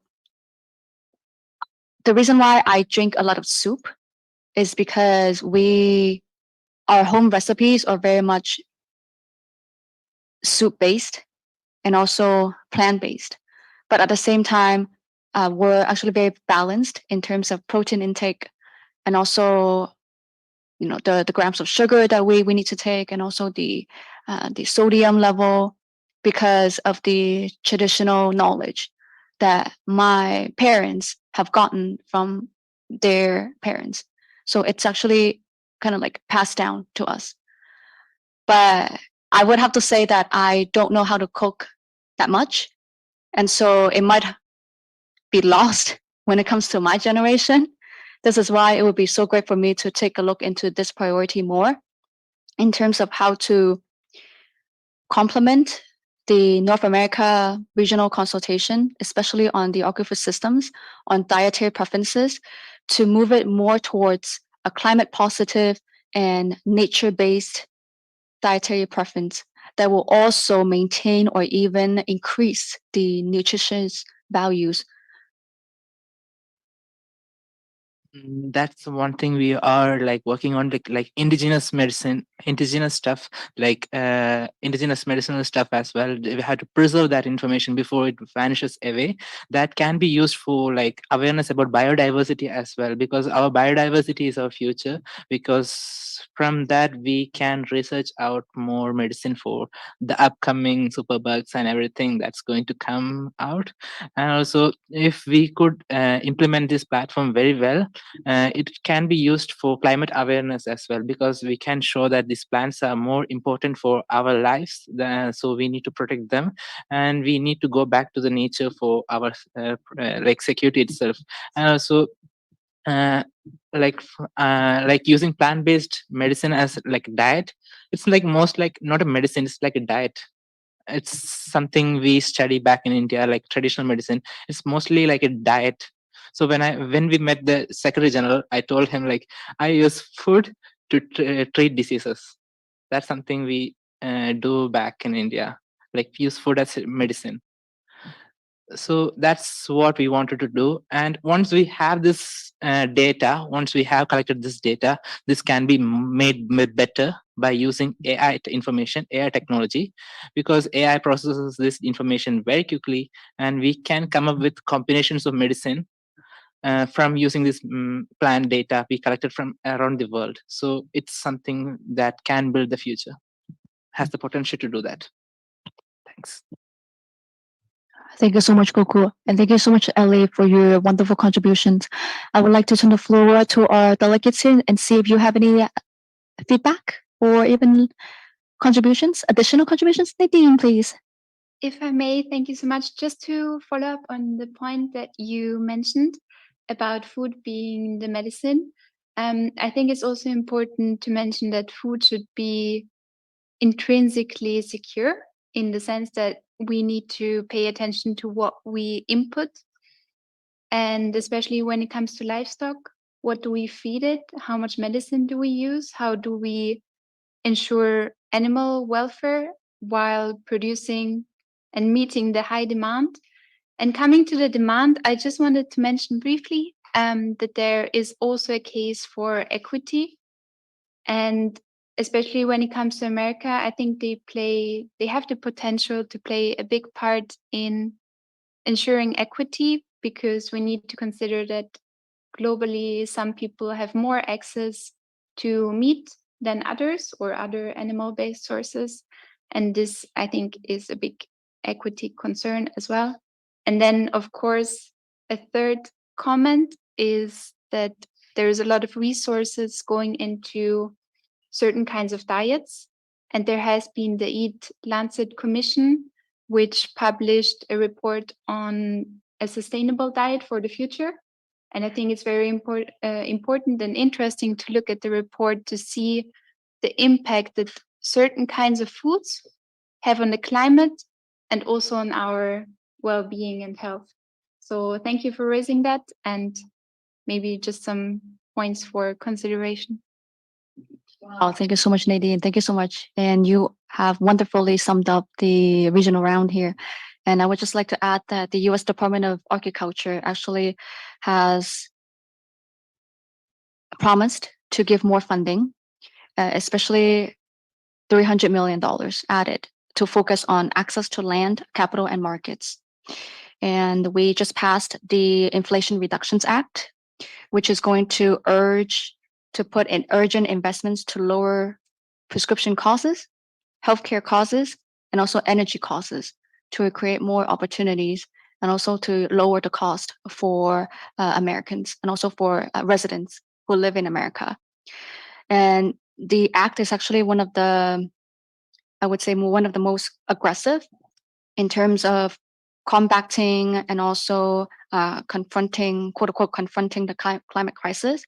So we are very much expected to see there's going to be an impact done by the act, but as to how much impact, we have yet to see. And to just sum up the regional round here, we moved from giving a synopsis about the youth action surveys and also the regional consultation outcomes. And then we've delved into the top 5 priorities. And then now we have some calls to action, some asks, which are increasing agri-food systems, specifically in education and also finance, invest in sustainable technology, STEM, and also to mitigate the use of water-intensive appliances and tools in the agri-food systems, invest in youth development, invest in creative education. This is one part that we would like to emphasize here, and that is how can we use audiovisual mechanisms, especially arts, cultures, and heritage. How can we use those and apply those into our application for a more sustainable agri-food system? Because those expressions, they are mediums of expressions that can provide more access to people who otherwise would not be able to voice themselves. I have met very strong advocates who are artists, who have very interesting and also valuable cultural practices that they would like to share. But they might not be able to fully express themselves through words or even through poems or through writing, but they are able to do so by, with their music or even with their art. And then we also have to call for an increased equitable access to nutritious food, ensuring that students, infants, children, young people, and also seniors, and also the disabled peoples, vulnerable peoples, they're well incorporated into the feeding programs. And less water intensive and eco-friendly foodstuffs. Foodstuffs meaning how to diversify the dietary preferences so that we can also maintain the nutritious values and perhaps even see a change in the consumption and production behaviors. Supporting smallholder farmers, entrepreneurs, and ecopreneurs so that they can economically and socially thrive within the local and also regional systems. And September 8th, 2022, after the UN General Assembly resolution was passed, the UN Youth Office was officially launched. So I would like to conclude here by saying that this is a huge milestone for the almost 2 billion youth worldwide. And for the World Food Forum Youth Action Track, we are very much proud of the work that the UN has done in terms of launching the UN Youth Office this year. And let's work together to gain more awareness on agri-food systems, and also let's amplify youth actions in the North America region and also in the regions throughout the entire world and also throughout the 6 regions. Thank you so much for coming to the North America Regional Round. See you later.